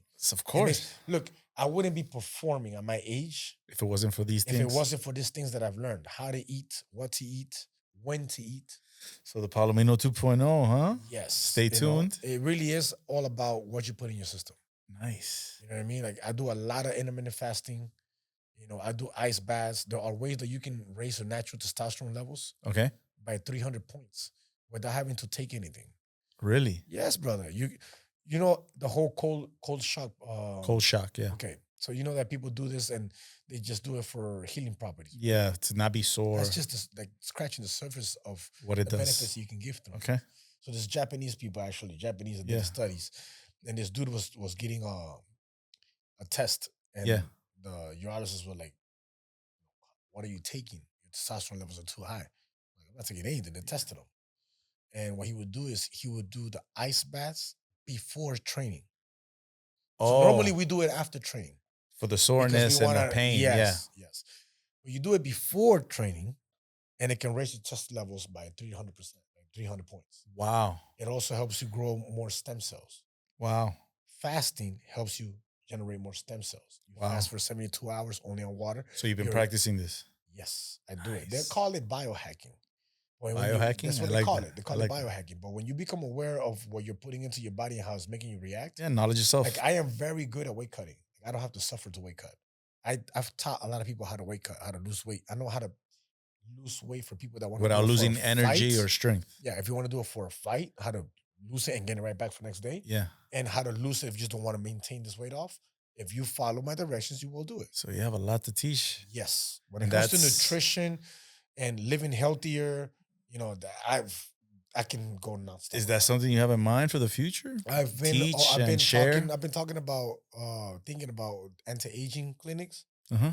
and I've had a very big thing for it, you know, a very big love for it. I think if I would have known better, I would have gone into medicine. Like my sister's a registered nurse practitioner, Cool. and then I would have gotten that route, but I would have gotten into the anti-aging field because Okay. it intrigues me. I love So reading do it, about man. it. You got time. See, you know, still think about it. There's such thing as peptides. Have you ever heard? Yeah. And peptides that will do very good for you, but they're being banned right now. Really. Yeah, because big pharma don't want nothing to do with something that's going to heal you. That's going to keep you away from being That sick. makes sense. Yeah, people Especially out there, when it's natural. Peptides are they made need out to of know, amino man. acids. Yeah, man. It's glad you're saying this because a lot of It's- people trust in that It's whole thing. natural. Amino acids make peptides. Amino acids are awesome. You know what I'm saying? It's not like you're taking testosterone injection or taking some sort of crap. You know, we get tested. I've been getting tested my entire life. So you're doing that in we the don't mess future, around, you near know? future, or what? Or after you're done fighting? Maybe after I'm done fighting. I still dabble because there's other things that I'm getting into right now that I cannot discuss. Like my wife and I, we promise the business ideas that we're getting into right now, we can't discuss until it happens. Of course not. You can't. We're going into it really hard right now. We're opening up some stuff. We're not gonna get into that, but the anti-aging things is a passion. I like that. You know, gym probably in the future. I just can't see myself in the gym the entire time because I love it too much. Okay. That I don't want it to be a burden. I want it to be something that I can still enjoy. Okay. So will I have a gym in the future? Maybe. But if the way that I see it, the way that I would do it, it would be an anti-aging gym. That sounds good, man. Because everybody, you go everywhere in Miami now and you see anti-aging Oh. clinics everywhere, or you see gyms I saw everywhere. one. I saw there's one. brother, there's a lot of them. There's a lot? And yes, and there's a lot of gyms everywhere. Everywhere. That I see. How do you get to the problem if you don't get to the root cause of the problem? It's Exactly. kind of like medicine, right? Exactly. Like what people don't understand is prevention can help you avoid the crap. You know Yeah. what I mean, like what is Like pay for it now so you don't have to pay for it later. it's as simple as that. Yeah. It's as simple as that. You know, everything is mainly here Correct. in the gut. Correct. Then you're wondering why you have cancer and why you have this, why you have Correct. that, because you've been holding that crap for so many years, man. Yeah, your body could only take so much You know for what I so mean? long. Like, yeah, you keep adding and adding and adding, and you gotta watch out because it's like you go to a supermarket, Gene. Go to a supermarket, and I don't see it. Kind of like it's this. I know this might sound cliche, this whole Matrix talk, Yeah. but it's kind of like it, right? It's a reality. So I don't go to the supermarket and see it how 80% of the people see it anymore. No. Or I don't 90. even go through the aisles. I stay outside. I don't see it how you see it anymore. Yeah. I look at it and I see about 15% of nutrition. Everything else is sugar, carbohydrates. When before you used to want to go to the cereal aisle or you want to go to the cookie aisle. Now I look at it, I was like, You no. look at it, there's no nutrition. Like the nutrition is like about 15, maybe 20% of the supermarket. Yeah. And people don't know it. Yeah, because we're never taught that. Yeah. Like I think I read it before, like the whole nutritional pyramid or it's all wrong, upside down. Yes. It's like what? But that's knowledge yourself, man. You learn from what you can. You read what you are interested in, then you get gems and stuff. Yeah. Probably what you did through your experiences. Yeah. But what helped you is going to Japan, seeing Yes. and feeling. Yes. And then you observe that and you're like, this is what I want to do. This is how I Traveling feel. is big. Traveling is You have to, man. You have to. You try- have you to see open your what's out there. horizons. If You have to not, see you're what's out stuck in this bubble of like what I think is. And It's that's helped my son a lot. Yeah. Oh, because he's in the military. Because in the military, he was in 2 years over there. You saw his change, Israel. right? Big time. Awesome. Like the things that I would try to preach to this kid was just choop, choop. And now he comes back. Yeah, like but that was that. us. I understand now. Exactly. How old is he now? He's 21. Nah. It took me to like 28, 29 to understand Yeah. a lot of things. And then I'm 44 and I'm still learning things. Yeah.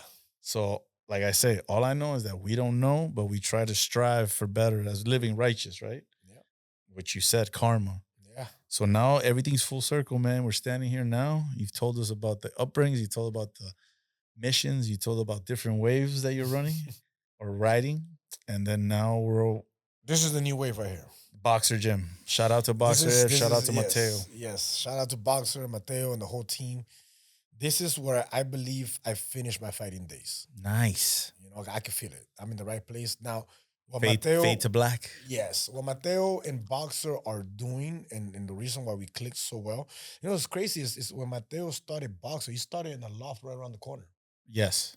And then he went to the gym right there around the corner. Yeah, by my shop, by yes. Edgewater. Yes. And then he got Boxer. Correct. This is in the time that I started Bare Knuckle. Wow. So we've seen each other grow. You know, we've seen Parallel. each other grow. Yes. And now we're like, you know, we've seen each other from the beginning. And now it's like when I go to train with him, his style is my style. Aggressive. My personality. Yeah. Explosive. Aggressive. Everything's like. But he has techniques because he was an Olympian. Yeah. He was an Olympian. Yes. You know, this was now you're learning from him. Wow. Yeah, so I'm excited. Just him. Like the very first 3 months that I was there. Yeah. Benavides was there. David Benavides. Yeah, he was there a while. Garcia passed by there too. Ryan Garcia. Yeah, David Benavides was his father, and the whole team were there. Seems like a cool guy. Super brother. Smart. I've never met, other than Teofimo Lopez, I just met after Benavides. But before Teofimo Lopez, I've never met a fighter of his status. Yeah. That humble. Yes. Benavides. Yeah, I saw what he was sparring with some kid that just came in like, yo, I want to spar with you. And he goes, all right, come on. After the sparring, he's like, hey, you know, we'll take care of you. You want us to come? Super. I was like, wow, that's nice. Super humble, hard worker. Now people don't understand what they call him the Mexican monster. Like now I understand what they call him the Mexican monster. Dude is a monster. He's all day. Brother, you don't know the things that happen behind doors. People don't know what he went through before the last fight that he had. He had so many injuries, you have no idea. He hurt his hand. His hand was bad. Yeah. Swollen. Couldn't use it. He was training with one hand. Wow. Then he hurt his ankle. Then he gets a cut 2 weeks before the fight. This is all happening within like the last 3 weeks. He had to bear down. Back to back. And I'm over here thinking, is he gonna be able to fight still? Like, cause I've gone through stuff like that, but brother, we're talking about a lot of money here. We're talking about like, yeah, this is elite. You know, we're talking about elite. Like, you know, this is a dude that Canelo don't want to fight. Yeah, but you probably needed to see that to learn for your next. And humble, and I got to train with his father, with his team. They trained me for a little while. Wow. Like, it was dope, man. It was amazing. Like, this is the thing that you get in box, like you were saying. Ryan Garcia came by, Teofimo Lopez, like there's big names, you know, that come by. Is like, whoa. So this is it. This is the fade to black. This is it. And like I said, you know, the style is bringing back that old Baboon, you know, that aggressor. The feeling or the style of fighting? Both. The feeling is, you feel like a kid again. You know, when Reborn. you get to like when you were in school and you got to a new school, and you got to a new team, you're like part of the team now. You start me, like that feeling over again. Like, and that's what you want to feel. And you're level-headed. Yeah. And you're in this fight game, you want to feel that. You need it, I believe. Yeah, you want to feel that. No distractions. Like, okay, yeah. You know, the excitement that you're learning. You're learning. That's the you said you love learning. Yeah, that was the other thing in my other gym where it got to the point where it was repetitive. It was repetitive, and you get to a point where you earn this respect from others, you know, that they don't call you out on your shit. I'll give you an example, right? Just the other day, we're doing this gruesome training session in Boxer, and there's like 5 of us. And there's this guy named Daniel, right? Daniel's like Mateo's right-hand man, the guy with the camera the whole time. And there's a girl named Isis in the group. Okay. So Isis is an MMA fighter. We have a guy that's like 20. Everybody has a beautiful record, right? Big records. MMA, boxing. The other guys are signed to Showtime. Mayweather Promotions. Okay. Like high-level guys, right? And we're doing this gruesome training, and in the break, which is very little breaks, I'm sitting down. I'm the only one sitting down. But I didn't notice. You just said, yo, I'm tired. Let me sit. Let me sit down for a second there. It's really hot in that gym. I was like, just sitting there for a second. And the girl's not even sitting, right? But Daniel comes and is like, Baboon, you're the only one sitting down? And there's a girl here. And I was like, what? I like, oh, damn. Yes, sir. But you don't get that when you're in a place for so long and people respect you to a certain level, people don't tell you anything. They don't call you out on your shit. That's what it is. You get comfortable. So you got comfortable, and now you're Yes. uncle. I'm not blaming fingers on Young Tigers Foundation or my coach. It's not that. You're It's- just calling what it is. It is what it is. I got to a point where I didn't feel I'm growing anymore. I got to a point where I'm feeling too comfortable. I got to a point where I'm not being called out. And then there were little things that like kind of like, for example, Coach Tito would tell me these things did bother me. Because he would tell me, no, because Palomino, but Palomino's a little older already. Like, And you're like, what? and like You got that Kobe Bryant mentality. this is the thing, don't put on to me your fear, your fear, your exactly. feelings. You know what I mean? Because everybody ages differently, man. Correct. You know That's what I how mean? you feel. Like I feel great at my age. Like if I was getting beat up, I would understand. But don't bring to me what you believe. Your belief is your belief. My belief is my belief. How I feel is how I feel. How you feel at your age Is or how how you you- felt at that age. That's your You issue. exactly. But Man. don't bring Knowledge that to me. yourself. That's why Knowledge when yourself. I injured my hand, nobody knew. You didn't tell nobody. Nobody knew because if I start telling people in the gym that I have my hand hurt, Oh, and I'm yeah, 3 he's weeks away from the losing it. fight, Yeah, 2 weeks yeah. away from a fight, and I hurt my hand, right? Everybody's gonna be like, "Oh, man, but are you gonna be okay? Are you sure you're gonna fight?" They're gonna put that doubt in my head. I don't want your doubts in my head. I went over there and I won the fight on one arm. Without telling nobody, knowing. Yeah, but that's knowledge yourself. You've been doing it your whole life, Yeah. brother. And I salute you. And I appreciate you.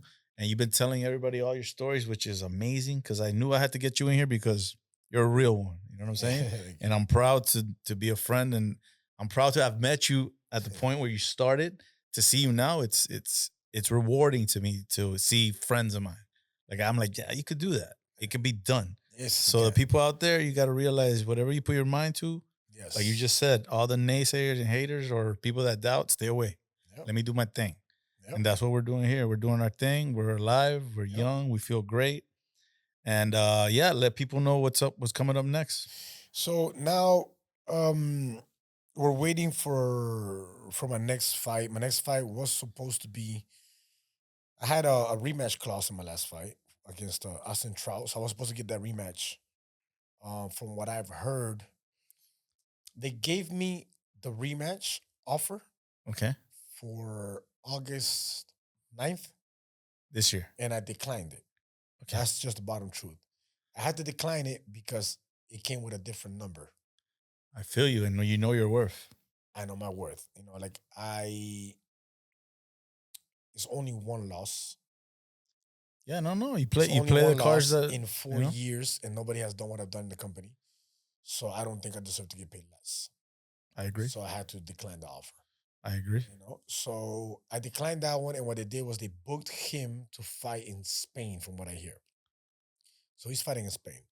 So from what I hear now, by Monday I should have answer on who I'm fighting. September 13th. Stay tuned. You're September gonna post 13th. it. You're gonna say it. Yes, yeah, we're gonna post it. I don't know yet until Monday. Monday I speak to David Feldman.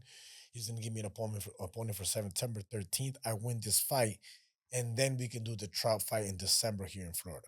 This is what I hear. What's gonna happen. I don't know, but this is what I heard. Oh hell yeah! So I win this fight. I give a rematch December. So stay tuned. I will be fighting September 13th. We just don't know against who, and it doesn't really matter because I need to show out. All right, and tell them your tags where they could find you at. All your At Instagram. Luis Baboon in Instagram, Luis Baboon Palomino on Facebook. I don't use much, mainly Instagram. Yeah, we're old school. We don't do that Exactly. social media stuff. But I always end the podcast with these two questions, man. And have you seen the movie The Bronx Tale? Yeah. What do you think about that part when he asked Sonny, would you rather be feared or loved? And I wanted to ask you this question because you're a gladiator, warrior, legendary status. What are your thoughts on that? Would you rather be feared or loved? From experience, I've been loved and I've been feared. I'd rather feel respected. Okay. That's the way that I see it. Okay. I've been feared. I've been feared. I know what it's like, and I think it's kind of like a sense of like control over people that I really don't want to be a part of. You want to be? I don't need you to fear me. Exactly. And being loved is great, but if I have to choose from one and the other, I'd rather just go and be respected because I want you to respect me the way that I respect you. whether you're here or there, whether you're the boss or the employee, whether you're a stranger or a loved one, I'm gonna respect you a certain way, and I just want you to respect me the same Awesome. Good answer. And then the next one is perception or reality. way. Perception or reality? I have to stick to reality, man. Everybody is gonna have their own personal perception of things, Okay. and you want to just stick to what's real and what's not. I hate the part where people start judging each other. Like, man, just today with this whole Trump thing. Oh, you know? the I assassination attempt? did a post. Yes, I did a post.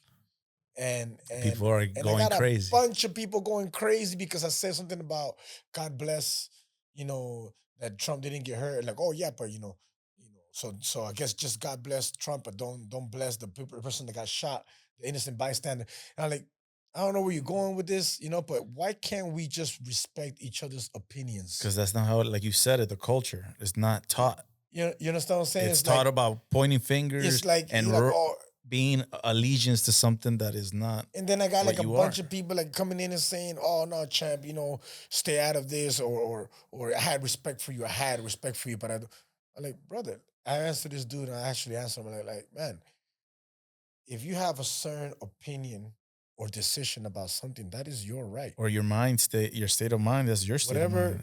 Whatever it is that you perceive, the way that you perceive it, that's your business and your decision, and I respect you for that. I'm not gonna think of you any less or any more because of your own personal experience or decisions. Yeah, you need to know We the all- person to know who they really we are. all have our own different way of thinking and our own different way of Correct. seeing things and perceiving things, But I'm not gonna go now and disrespect you because you don't see it the way that I see it. Because that's not reality. It's not. So I Got stick it. to reality, man. Dope. Yo, Lewis, it's been amazing, man. Thank you Yes, for sir. coming. Thank you for sharing your stories. I'm excited to see what's coming up next. Sir. And I'm going to be at that fight when you fight again, Yes, brother. yes, it's gonna be a good Yo, one. love, man. man. Thank you. Appreciate you very much. Sir. From childhood friends to being here now, man. It's great. Remember, live, love, laugh. Thanks, guys, for tuning in. Peace.